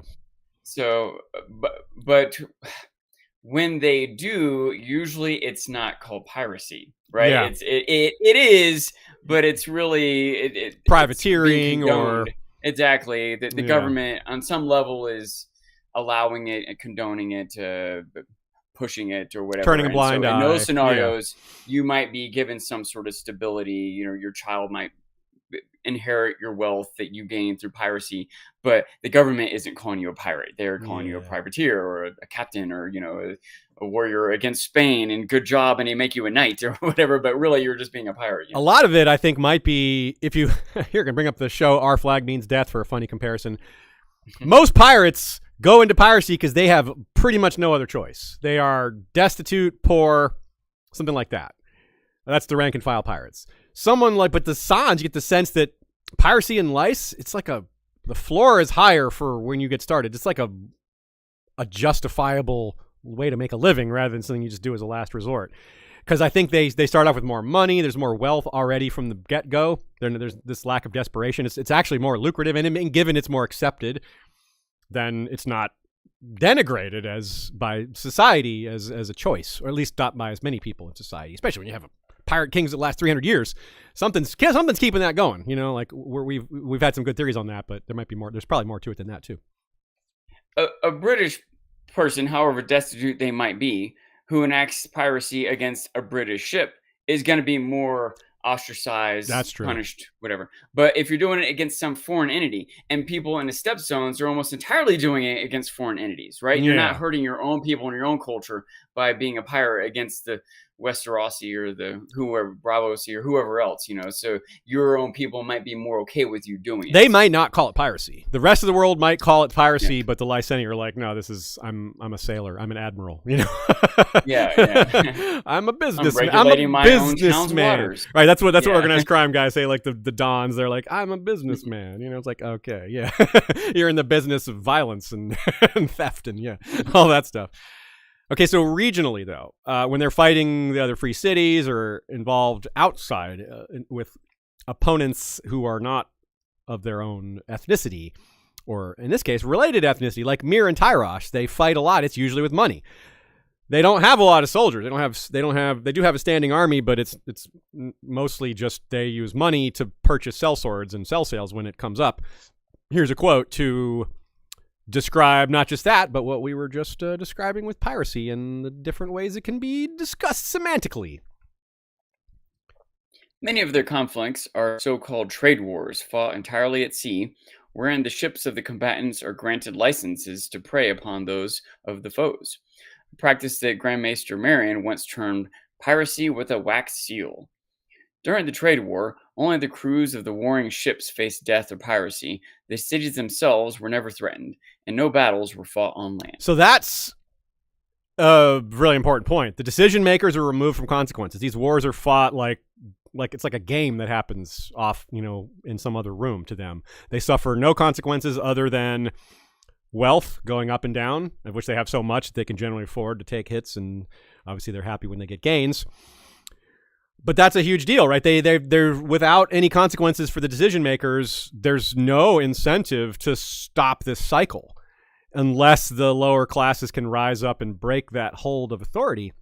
You're going to continue to have this situation of legalized piracy. You hire existing pirates and give them permission, or you tell your own navy to act like pirates, and the people you hire suffer all the consequences. You only suffer losses of money, of which you have massive, massive amounts. And that is reflected earlier in their cultural beliefs, where they think trade is a more honorable profession than war. The war is left to the lower classes in their minds, which is pretty reflective of the real world in a lot of ways. Not always. There's definitely a lot of people who get, like people of means who get involved in direct action in combat, but especially in medieval times when the king was expected to lead in battle, things like that. But we're not in those days anymore in the real world. But that still happens in Westeros, of course, and in Planetos. But there's exceptions. There are still people, even in the Rogare family, which we have an example, Moredo Rogare, who very much a warrior. And here's his description. That Lord Moredo was a fearsome fighter, none could doubt. Tall and stern, with white blonde hair and blazing blue eyes. He looked the very image of a warrior of old Valyria, men said, and bore a longsword of Valyrian steel he called Truth. First shout out to his sword name, because I think that's my favorite sword name in canon, other than and I have my own favorite, which is Kindness. Kindness, yeah. But if I had kindness, to, of course. if I had to choose a canon one, it would be Truth, killing him with the truth. Nice. I do like that a lot. I like Truth a lot too as a sword. It's a cool name. It's very distinct. It's like nothing is more true than than direct fighting. I have a couple thoughts. This idea that some nobles, some leaders are exposed to war, and they're even good at it. I mean, of course, Joffrey is going to fight from the vanguard, right? As Sansa said, of course, you would never do elsewise. And he's like, well, I'll go where they want me. Like, but you're the king. Why don't you go where you say? That's such a great moment.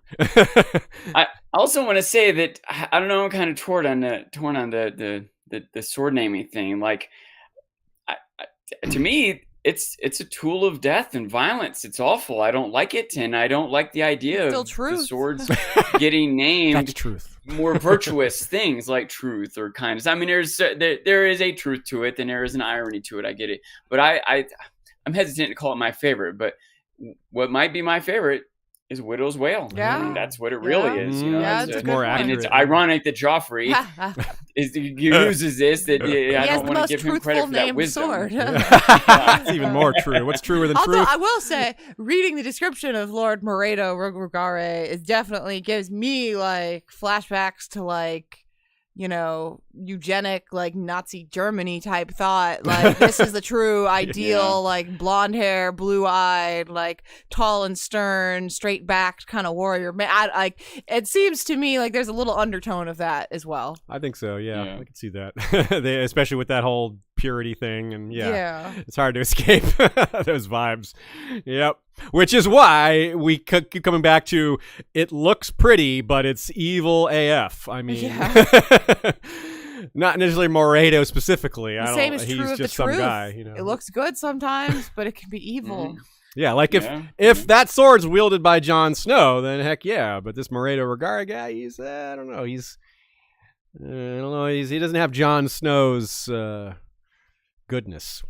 So while the Lyseni are quite active in the story, the history of the place is not super well detailed. I suppose that's because it enjoyed a long period of stability as a resort island of the Dragonlords. Like, the history of a vacation spot without uprisings is, there's probably not a whole lot to say there. Even if Valyria fought wars with other people, it probably wasn't in much danger. Like, when they fought those many wars with Giscar, with the Giscari Empire, which spilled over into places like Sothoryos. Maybe the Giscari sent a fleet to attack Lys, but that would be so weird. Like, yeah, let's get their vacation spot. Like, I don't know about that. Let's carry off all their wine and tapestries. Like, I don't know if that's really a great military target, you know? They're not building ships there necessarily. They're not building, like minting soldiers? Yeah.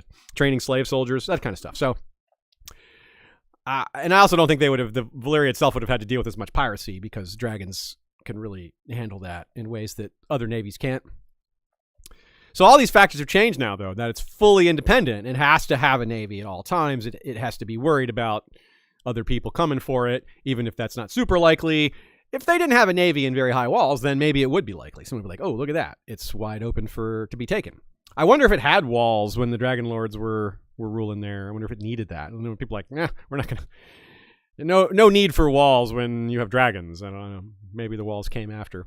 I'm not sure. So it actually began as a trading colony. It started as just a simple trading colony. It was because of that amazing location. But the natural beauty of the place really was taken notice of by people in power. And over time, that resort infrastructure was built. That's when the rich people started to come. When the resort infrastructure was all there. Once they started to have the pillow houses and the songs and the music and the wine and yeah. But then the doom came and we discussed what happened then.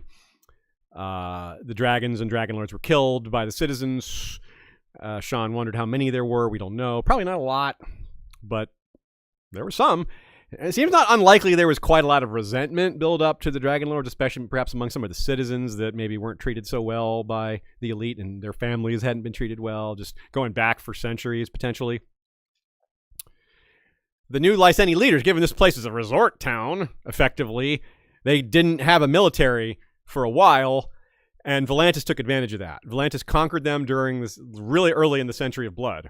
But as we recall, Volantis overreached, and as they tried to take even more of the free cities, they lost their armies and navies to the extent that they weren't able to hold on to what they had gained. And enter Aegon the Conqueror. Well, actually, he wasn't the Conqueror yet. Enter Aegon Targaryen. He wasn't Aegon the First or a king of anything, but he did have Balerion, so he was a force. He torched a Volantine fleet that was trying to attack Lys to try to retake it. So that was, again, another huge loss for the Volantines. They just ran out of ships and soldiers, basically. So that was important. And Lys has been independent since then. They have been unconquered for the past 250-ish years or so. No, a little be more than that. More like 290, something like that. Something like that. Anyway, as we covered in the Stepstones episode, it was Lys, Myr, and Tyrosh forming the Triarchy, aka the Kingdom of the Three Daughters, not long before the Dance of the Dragons, or the era that set up the dance. The ensuing Daughters' War was very costly and deadly for Lys, with many of the ancient Valyrian families wiped out or impoverished. It was from this chaos that the Rogare family emerged and took over.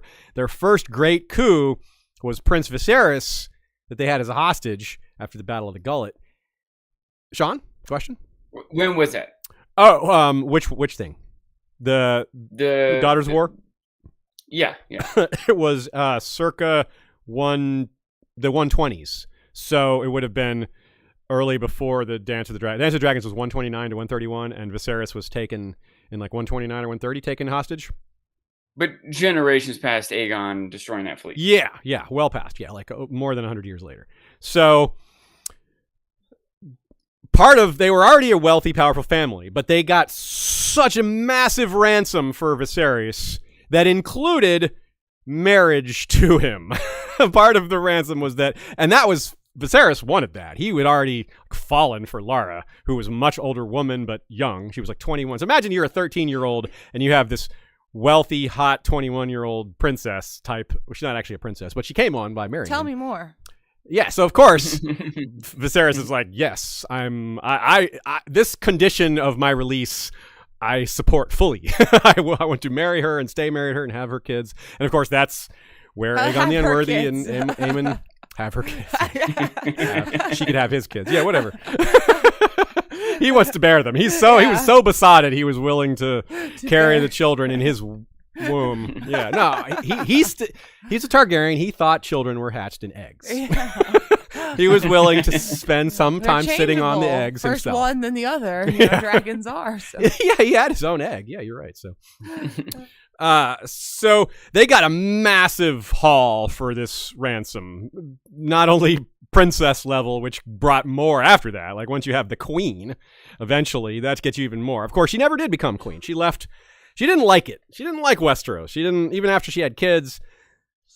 She just didn't like it. She left. There was a lot of racism towards her too, a lot of prejudice towards the Lyseni.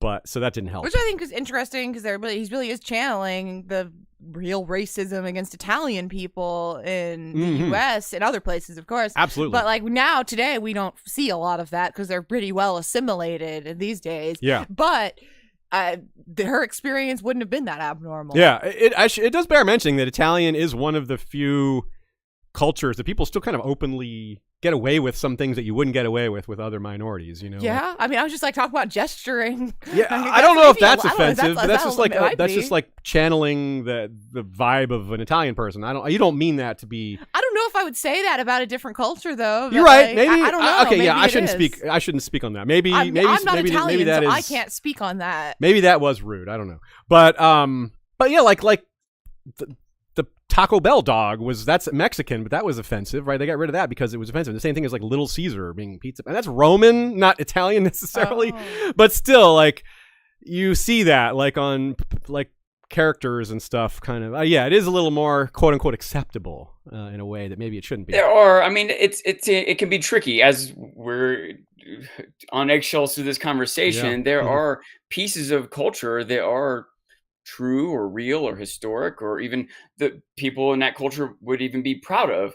And so pointing it out or associating it is different than mocking it or being prejudiced. Yeah, and it's really confusing because like Speedy Gonzales, they got rid of Speedy Gonzales because they thought it was offensive. And then a bunch of Mexican people wrote in like, bring back Speedy Gonzales. And they did. Yeah, like, we love him. Yeah. They're like, oh, I guess we don't quite get it, do we? Yeah, I guess it's the same kind of thing with them, like getting rid of like the Aunt Jemima or like different things. Or the from, Indian like, on the Land of Lakes butter or whatever. Like some of those that really should have been gotten away with. And some of them were like, no, we like that. Yeah. Yeah, so I don't know. Yeah, so it's one of those things that us white people don't always know what the deal is.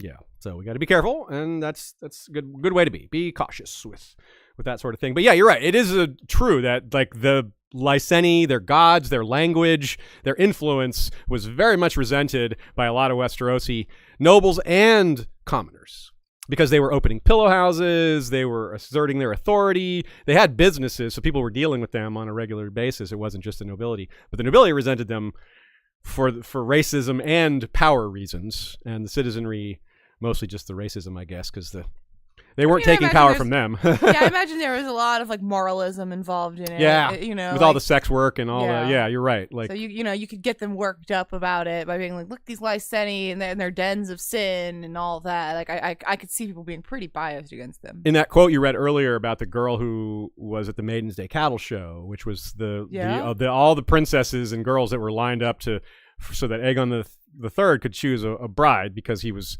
surly and sour and was like, you got to marry someone. He's like, yeah, next. Like, I'm emo though. Yeah. So the girl who they said caused a stir was the Lyseni girl who dressed super provocatively, which for Lisa it probably wasn't that provocative, but for Westeros, which is a lot more reserved, more like, say, modern, I don't know, like the Christian influence in America is where George is coming from with a lot of that. The Seven is obviously very influenced by Christianity. So yeah, maybe more specifically Catholic, but because that's his upbringing. Anyway,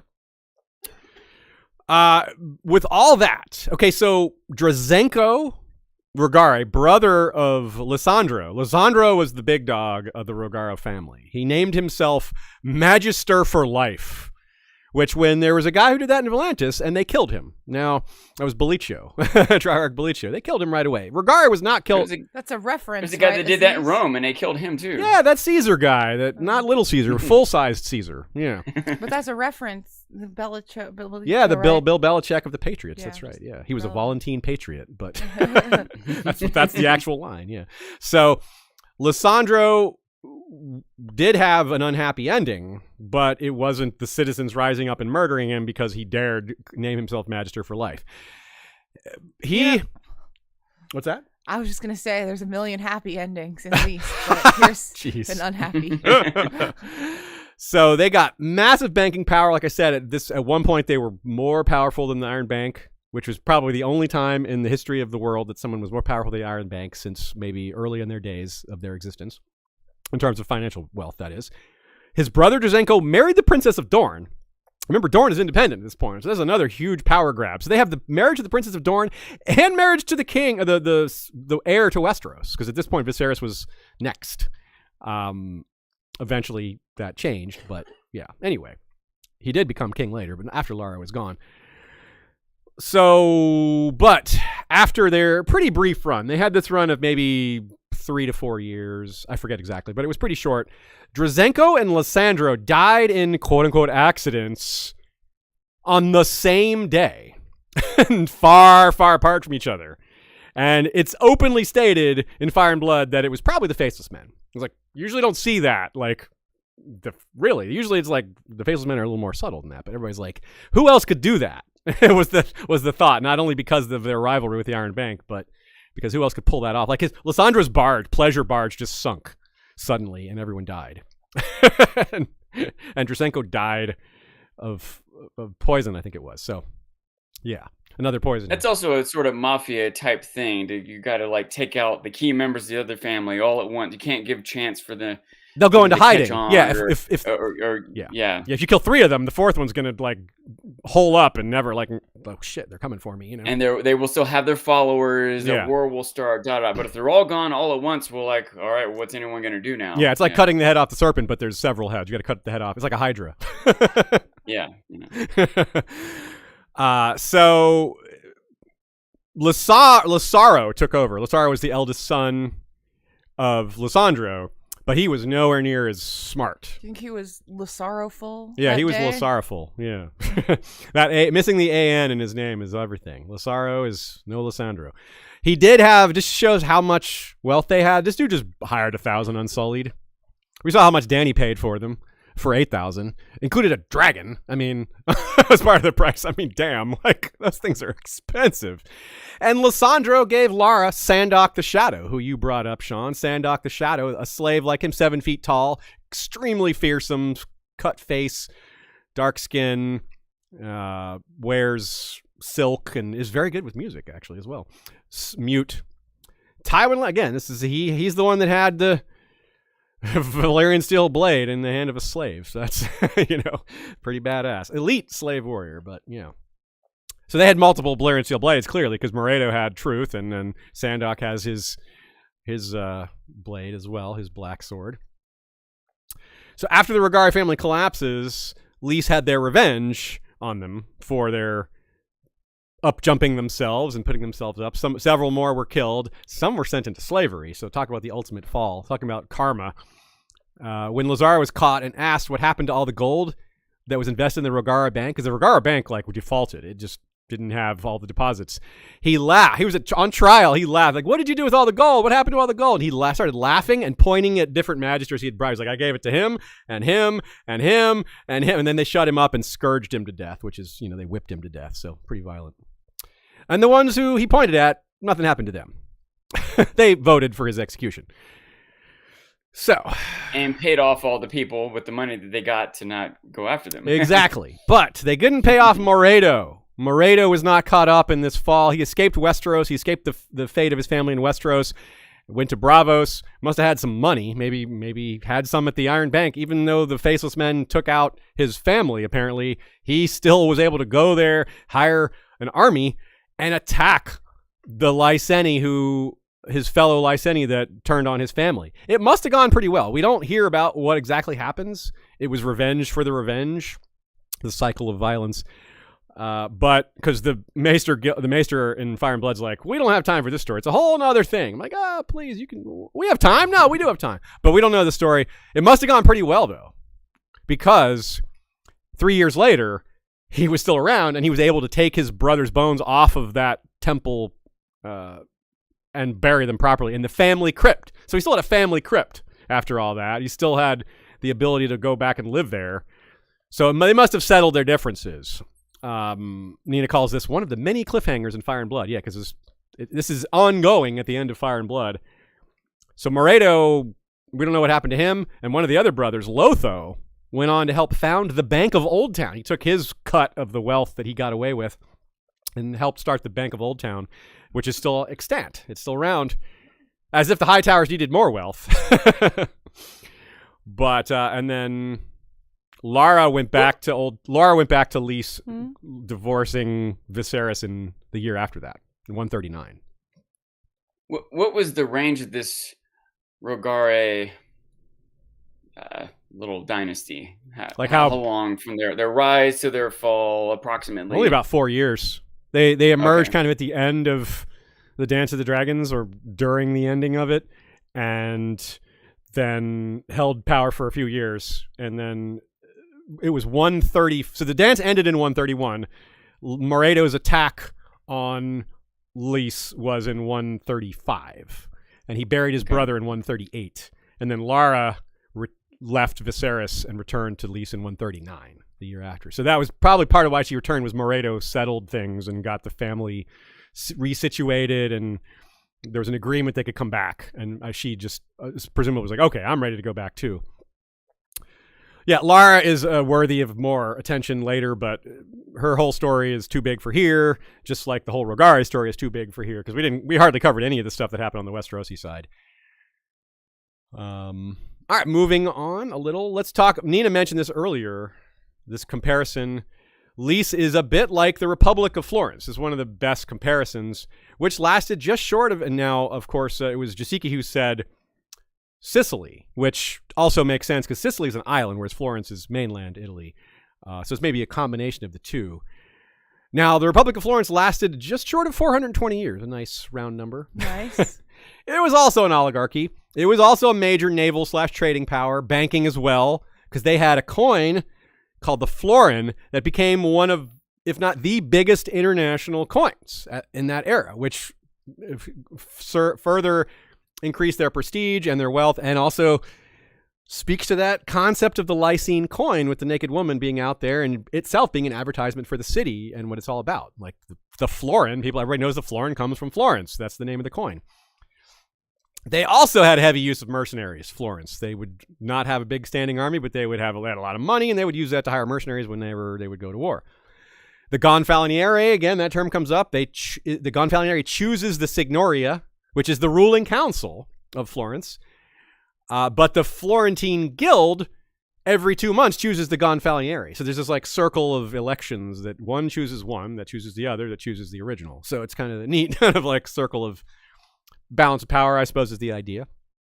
Lorenzo there's a Lorenzo, possibly a reference to Lorenzo de Medici. So rather, Lazzaro is probably a reference to Lorenzo de Medici, who was called Lorenzo the Magnificent. Lazzaro was called Lazzaro the Magnificent. Same exact nickname. Lorenzo was the first member of the famous Medici family to be both de facto ruler of the Florentine Republic and head of the Medici Bank at the same time. As an aside, you got a great A Song of Ice and Fire style name here. Lorenzo the Magnificent took over for Piero the Gouty. Like Piero's like, what? I'm the Gouty and you're the Magnificent? Come on, that is not fair. Lorenzo de Medici is famous for a lot of things. He was perhaps the most famous patron of the arts of all time. He bankrolled Botticelli and Michelangelo, for example. Like, whoa, that's a big name. Those are both big, huge names. Florence also produced, nothing to do with Lorenzo, but Florence, just for as a side, just to show how much incredible like art and literature they produced that is still around. Dante, Petrarch, and Boccaccio also were Florentines. Nina writes, George may have also wanted to suggest a very slight parallel between Lara and Catherine de' Medici, who was the great-granddaughter of Lorenzo, a Medici scion who eventually became Queen of France and mother of the last three Valois kings of France via her marriage to the future King Henry II. Although Catherine and Lara aren't really similar in personality, that situation of her being the mother of a bunch of future Targaryens is pretty similar. All right. let's move into current times. Talk about some notable Lyseni that we're familiar with, and consider some outlook for Lys in the rest of the story.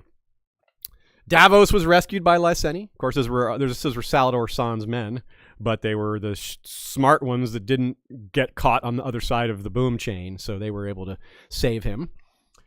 Asha lost her virginity to a Lyseni sailor. To some guy who knew one word, that F word, and she was like, yeah, I'm down.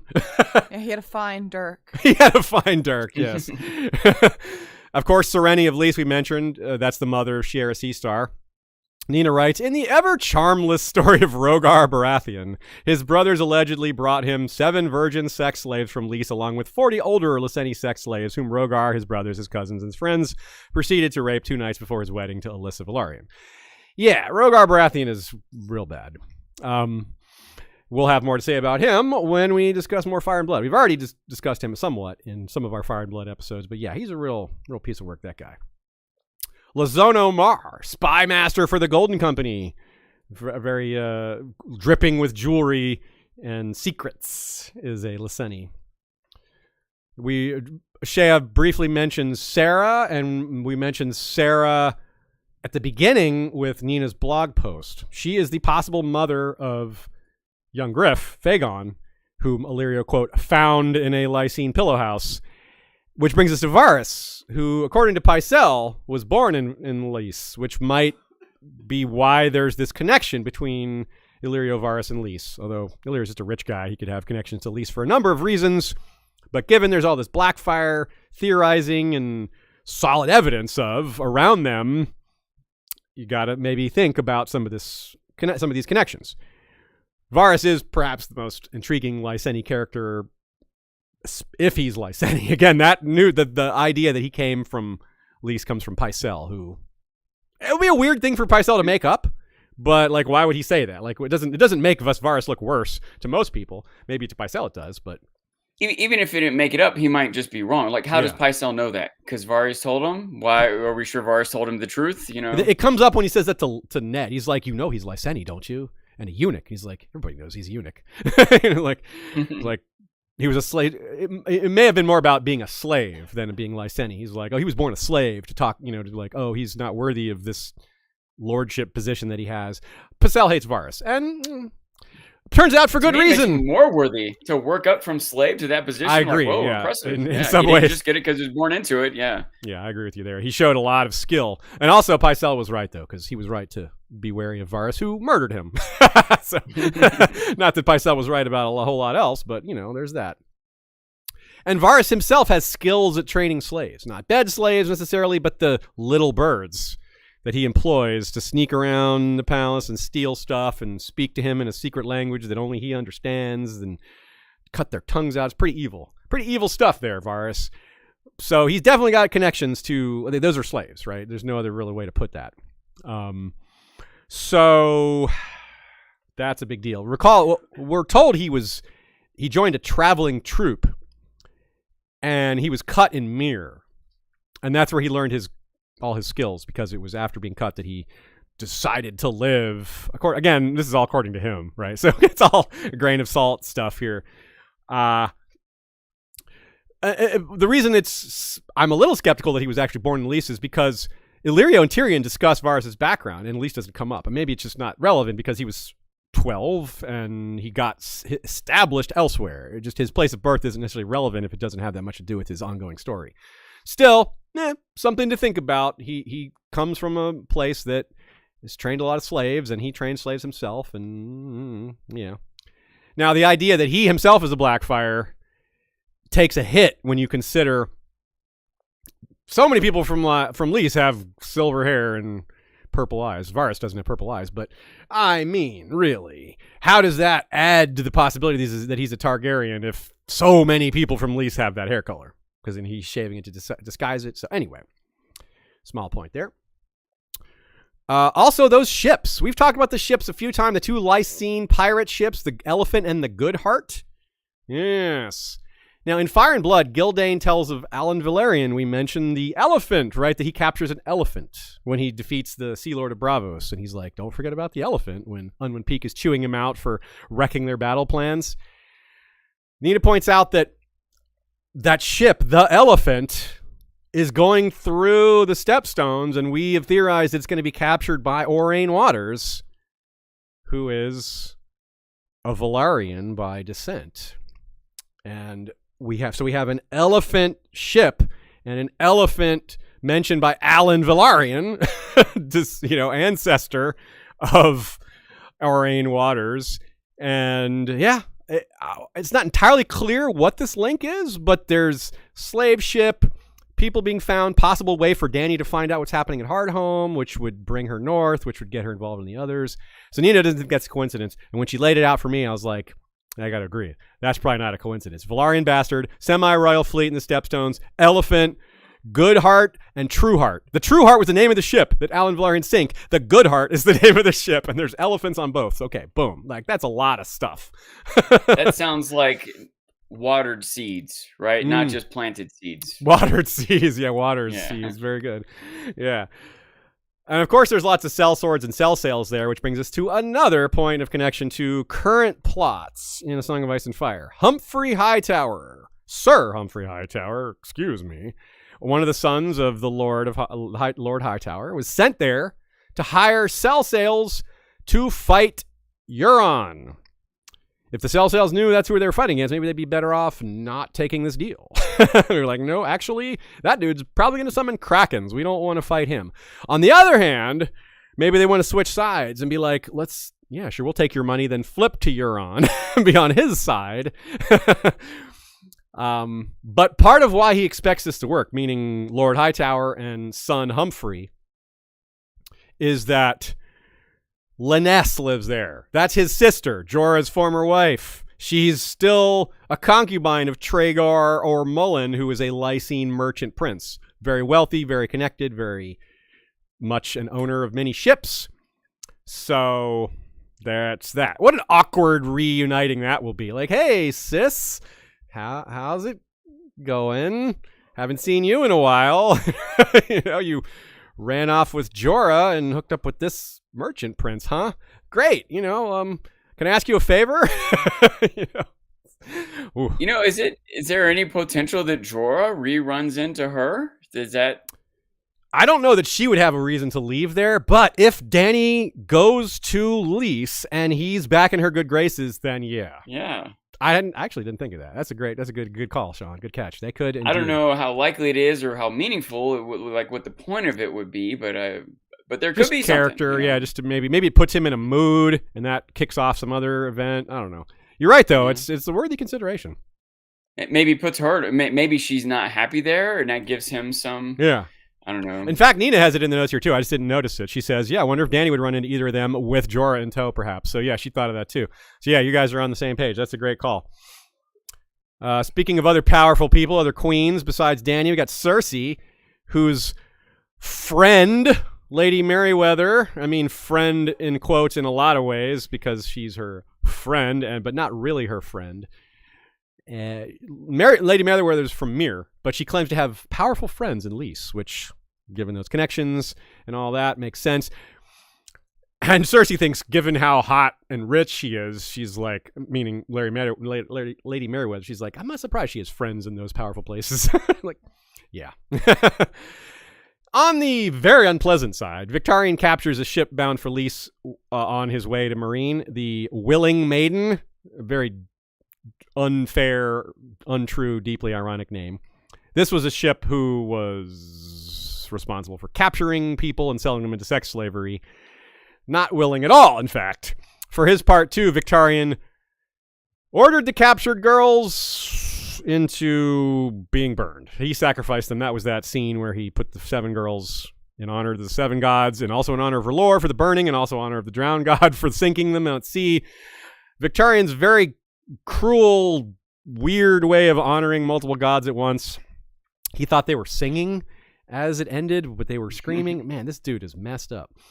Lysene expats. Let's talk about some people that aren't Lyseni, but are living there or have lived there for a while, at least at times. Jorah, of course, we mentioned him. That was I think that was his first stop when he ran away when he was driven into exile. I think that was the first place he went with Lynesse. or maybe a few other places. Maybe he ended there because that's when she left him. Maybe it went one other place. It's not important. He went there.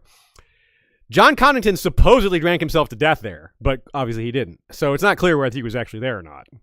They just said he was there, but in fact, I would guess he was not, because all the more way to conceal his true location. Oberyn Martell was there. I'm sorry? I gotta say, I think it is likely he is there, because they might want to account for the fact that he really is there. There might be some witness to that. Okay. So, but they can say he died there, and then he left. That makes sense. Maybe they had him there for a while, and then when he left, they said he died, and that's why he's not there anymore. That would, that's a good call. Oberyn Martell was there for a while after his duel with Lord Ironwood, who died after, and they were all like, "Did he poison his blade? Did he kill that guy?" So it was politely not called exile, but everyone kind of recognized it as that. And who knows what he did there. He did not have a child there. He did have a child with a woman in Volantis, a noble woman there. So part of his exile, his quote-unquote exile, was spent in other free cities as well. Here's a real interesting one. Aerion Brightflame. Sean, you recall from The Hedge Knight that he was exiled after the events of the Hedge Knight, and that's where he went. He went to Lys. It was like, this is exile? He gets to go there? Like, what? That's a punishment? Come on. So we don't know how long he was gone, but he fought in the Third Blackfire Rebellion, which was only 8 years after his exile. So he was probably in exile 3 to 5 years, something like that. It's possible he had bastards while he was there. I mean, he's in a place with lots of sex workers. So, yeah. George has even called the idea that Aerion had kids possible. This is partly the origin of the Brightfire theories. The Brightfire term comes from Blackfire spun off with Aerion's nickname, Aerion Brightflame, or Aerion Brightfire. Same two nicknames.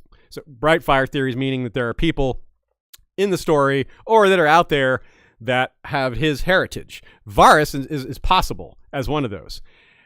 Not a direct descendant, well, possibly a direct descendant, but not his son, because Varys would have been born about 30 years after Aerion's time there, so he couldn't really be his father, but he could be his grandfather. But I think this is pretty remote because of what I just said about Varys and silver hair, and it doesn't really mean anything in Lys. There's all sorts of silver-haired people there, and we don't even know that he has silver hair.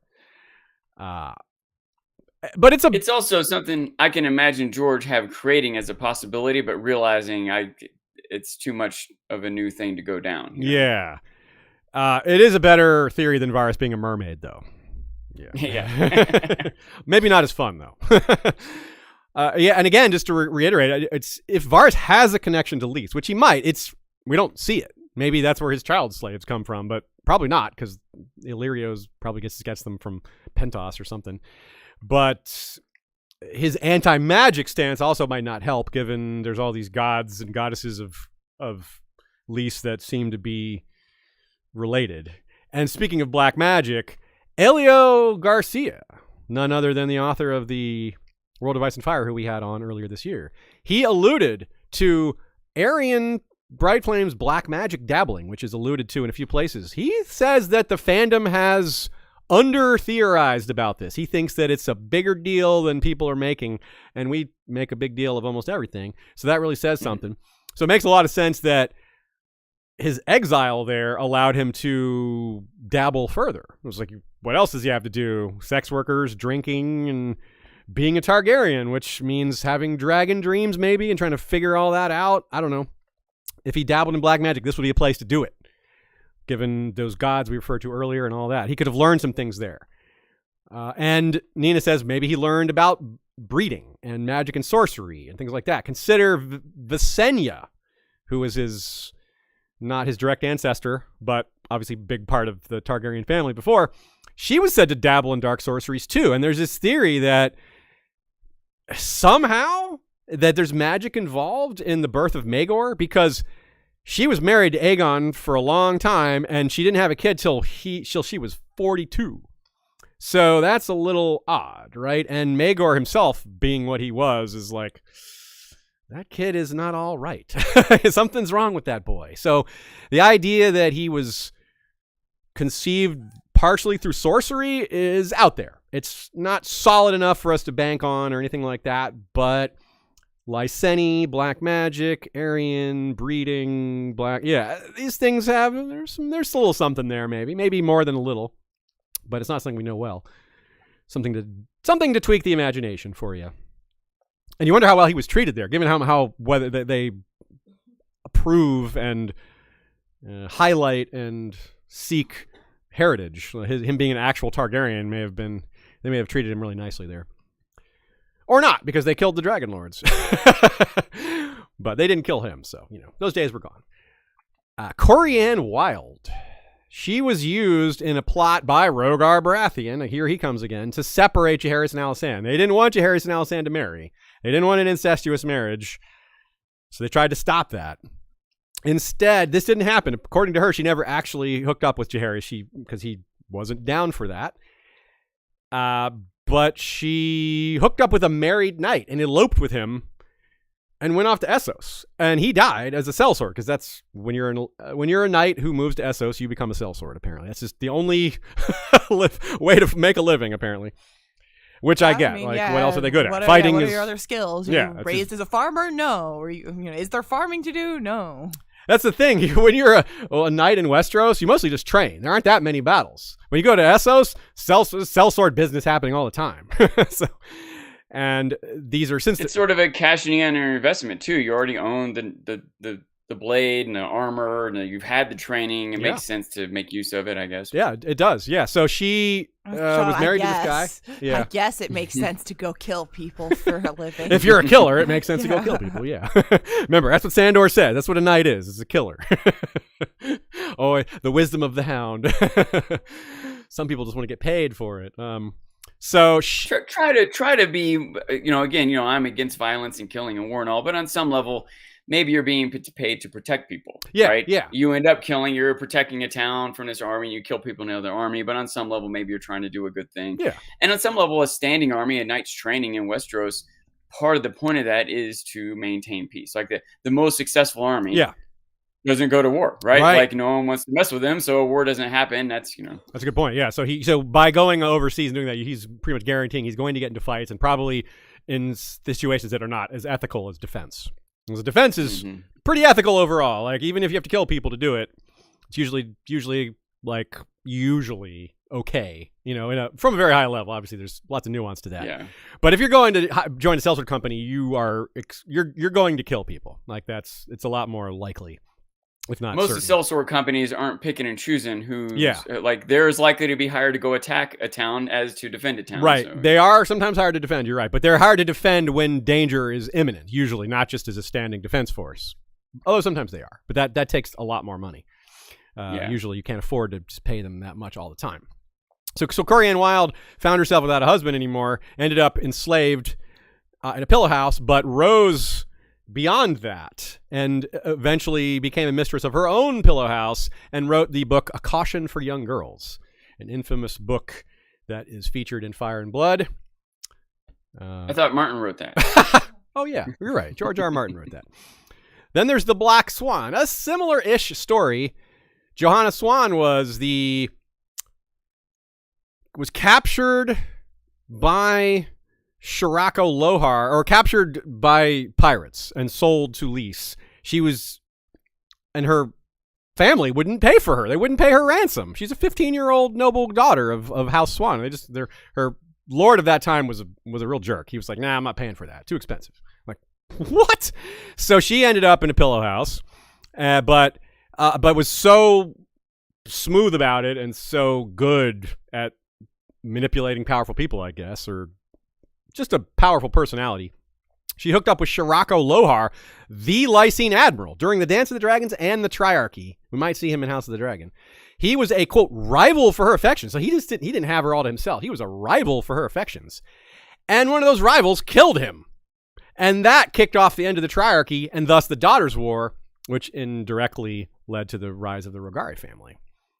She is still alive at the end of Fire and Blood. So we don't have a full story on her, but it sounds like it would be an interesting one, just like Corianne Wild's. So we'll hope for more stories from them later, maybe.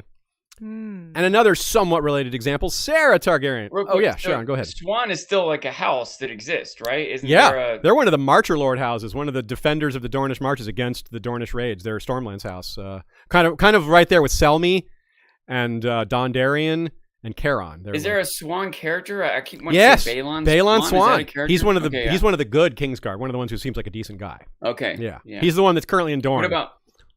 What about Wild? Corian Wild. Corian Wild, Wild character in the Song of Ice and Fire time period. Yes, in fact, we had a great catch on Corian on the House Wild many months ago when we realized that their sigil is a spiral, a whirlpool spiral. That's right, for Zach Wild exactly, the guitarist. Yes, Black Sabbath. WYLDE. Too specific to be. Yeah, that's the Zach. So that's House Wild, named after Zach Wild, almost certainly. Yeah. But we also saw Wild in the Tales of Dunk and Egg. We had Willem Wild was one of the people that fought on the side of Aerion in the Trial of Seven. Oh, okay. Yep. So they're around, which makes sense. They're a Crownlands house, so they would tend to be orientated towards the Targaryens. So Sarah Targaryen was a daughter of Jaehaerys and Alysanne. She had a very, to put it mildly, wild and rebellious youth. So there are still Targaryen characters around too, right? Yeah. So to put it mildly, she had a wild and rebellious youth. She had been sent to be a novice with the Silent Sisters. That's what her parents sent her to be, a novice with the Silent Sisters. That's how out of control the situation got. Jaehaerys, not the best dad. Good king, bad dad. But she left. She vanished. She just got away from the sister house, got on a ship, and intentionally got hired at a pleasure garden wearing her Septa's garments. And she was basically sold herself as like, hey, you selling herself to men that wanted to hook up with a girl from a chapter house. Like, ugh. So she made a small fortune doing this and moved to Volantis in the late 90s to open her own pleasure house. So that sounds funny. In the late 90s. In the late 90s, yeah. The late 90s, yeah. So before the Dance of the Dragons got going. But so by the time of the Great Council of 103, or 101, which we'll see in episode 1 of House of the Dragon, if this is August 7th, 2002, y'all, in case you're listening to this later.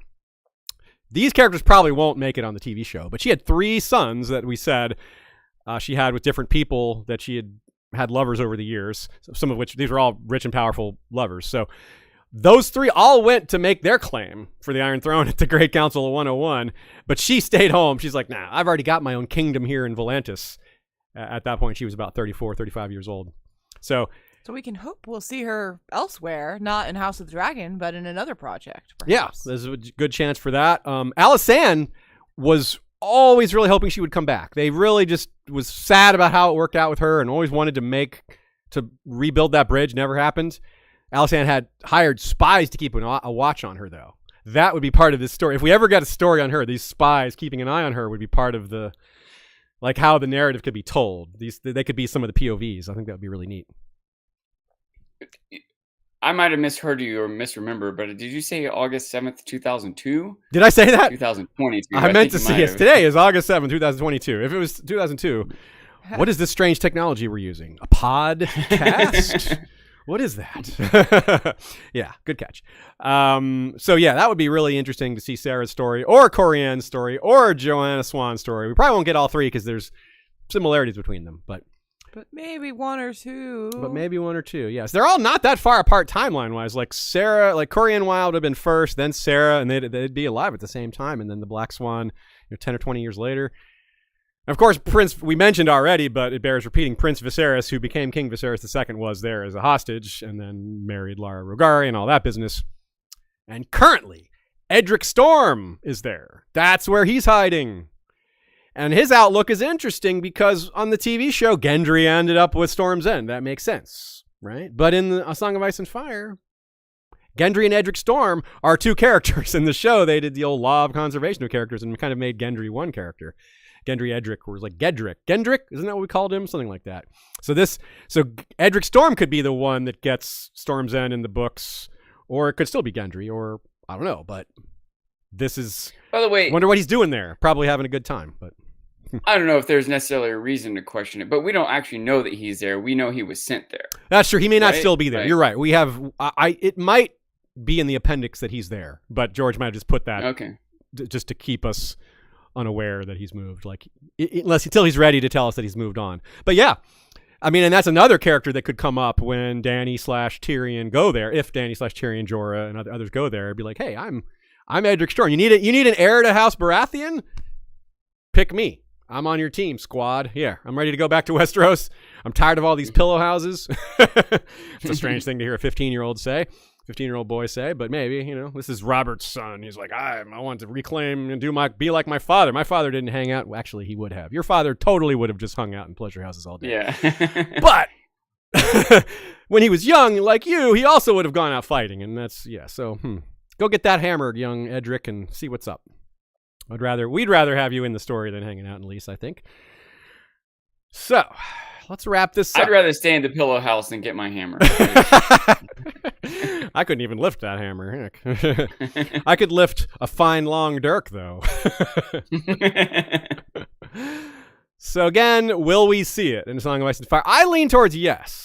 I do lean towards yes, though it would be brief, maybe one chapter. Again, because Dany has to pass it by, and because it's such an evil den of slavery that she's so against. I wonder if she could pass it by if she knows that much about it. And again, future projects. So much room there. Fire and Blood is full of Lysene stuff. So will Fire and Blood 2 likely be. Some of the successor shows have plenty of opportunity to bring it into the story, if not focus directly on it.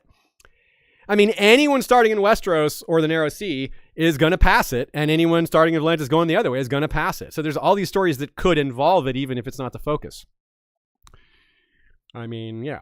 And if we do get that chapter, will it be Dany's POV or Tyrion's? Ooh, it's a tough call.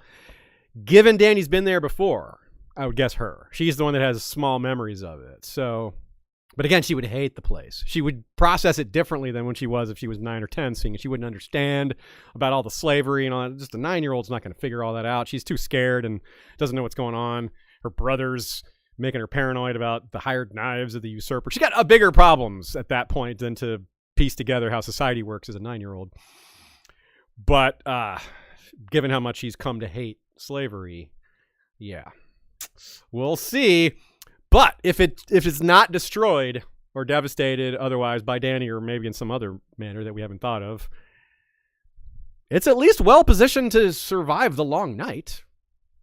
It's got that going for it. It's really far south, right? It's warm, so even if the long night penetrates really far deep, it might be one of the better places to hang out in the midst.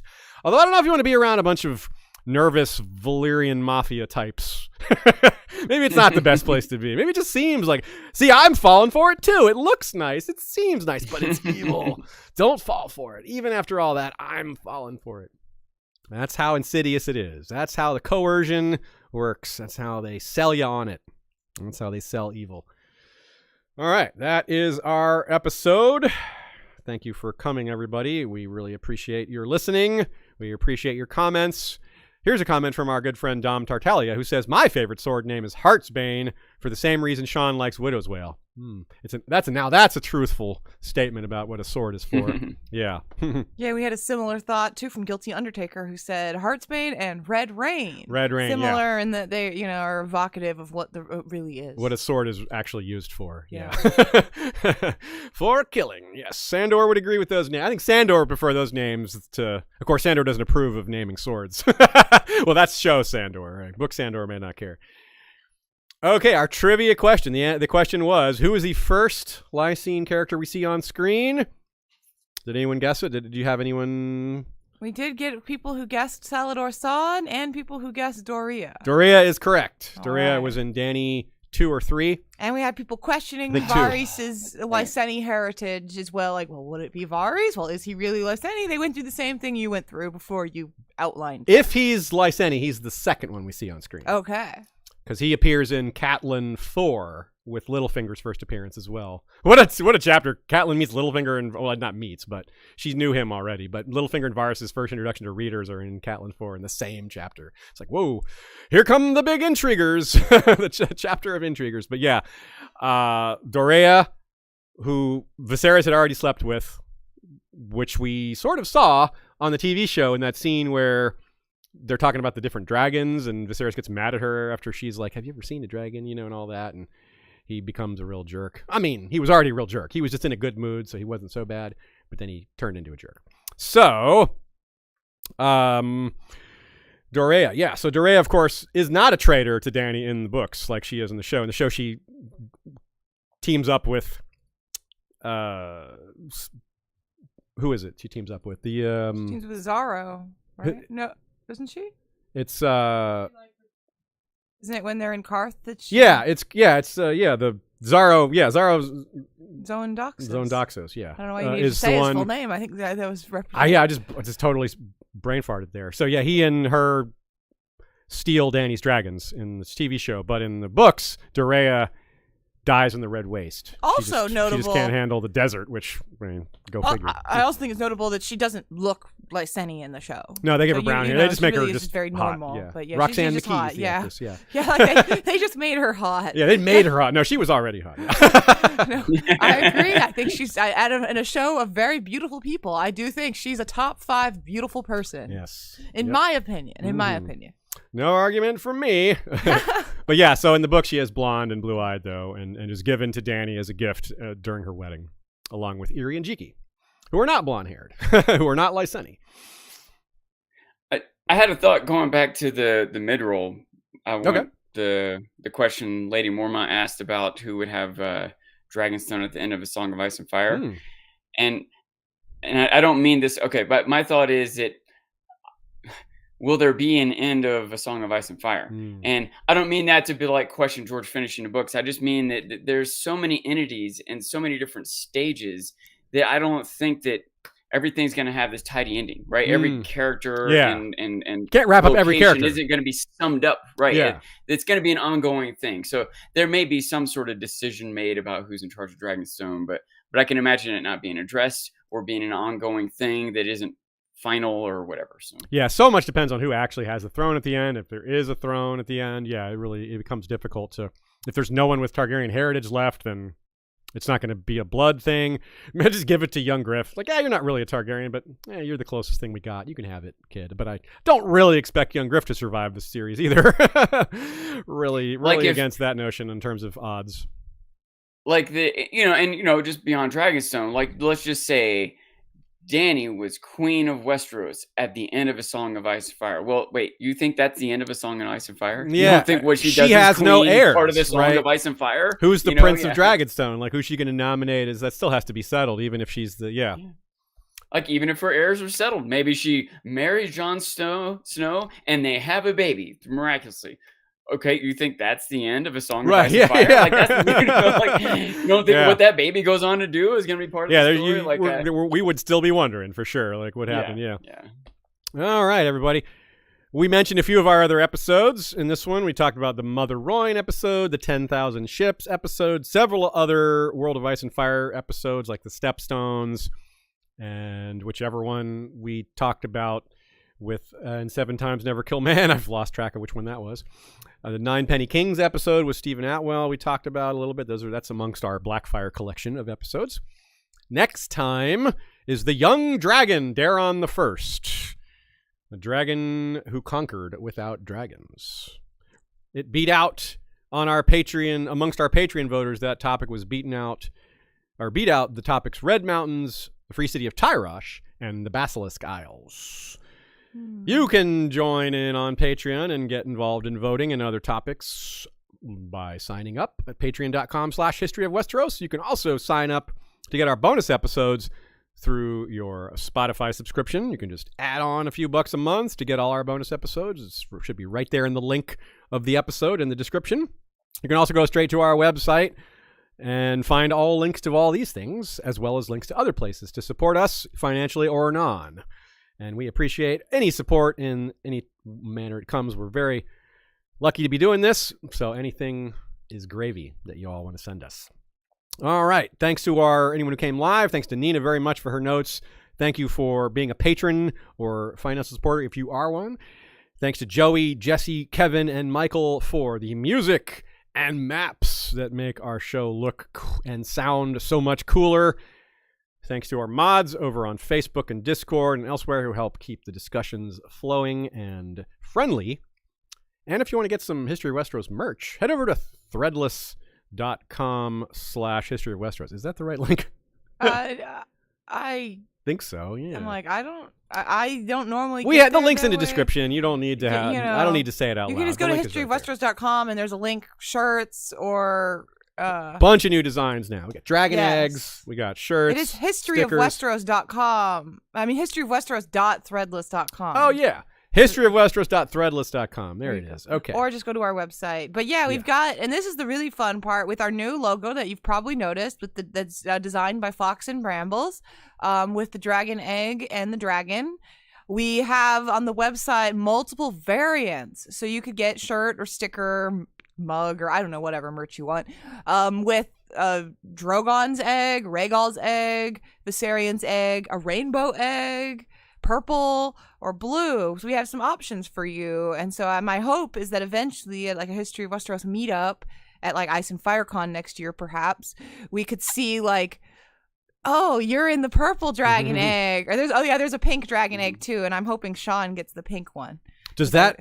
I made that one for Sean. I specifically did do a pink dragon egg thinking Sean should have that one. Since dragon flame matches the color of the dragon, does a yolk of a dragon egg also? If we would have a rainbow yolk or a pink yolk, that would be strange. And we will be giving out sticker versions of these at the watch party we're throwing. Yeah, the watch party, of course, we mentioned at the end of the last few episodes. If you are going to be in the Atlanta area Labor Day weekend, come to our showing of House of the Dragon episode 3.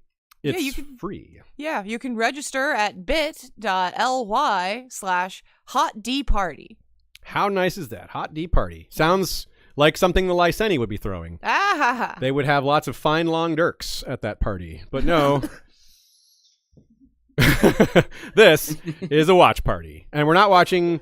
naked. Well, maybe there will be. I don't know what's in episode 3. Maybe there will be naked women. I don't know. That's not Matt Smith did say there was maybe one too many sex scenes this season, so we'll see. They did say there won't be any sexual violence, but regular sex, consensual sex. Okay, there's going to be some of that. So we'll see. We'll see. We'll all see. And some of you will be seeing it with us. Our friends at Here Be Dragons. Hey, that's why I said 2002, because they're covering Spider-Man 2002. See, I knew that somehow. I sensed it. They're Spidey senses. That's right. See, yeah, that's right. Spidey senses, dragon senses, they're all related. They're all part of the pastiche of supernatural senses from cool animals. Radioactive spiders, regular dragons. Okay, everyone. We'll see you next week. Oh, Sean, you got another thing to say? Yeah, I just want to we're kind of referencing all this other material. Yeah. Oh, well, too late for that. I just want to get everyone to follow me on Twitter. Yeah, Dancing Sean. Dancing Sean. Follow him on Twitter. And YouTube and Reddit. And I've been really active with Better Call Saul lately. Are you user Dancing Sean on Reddit? Yeah. Okay, so we can follow you on Reddit there too.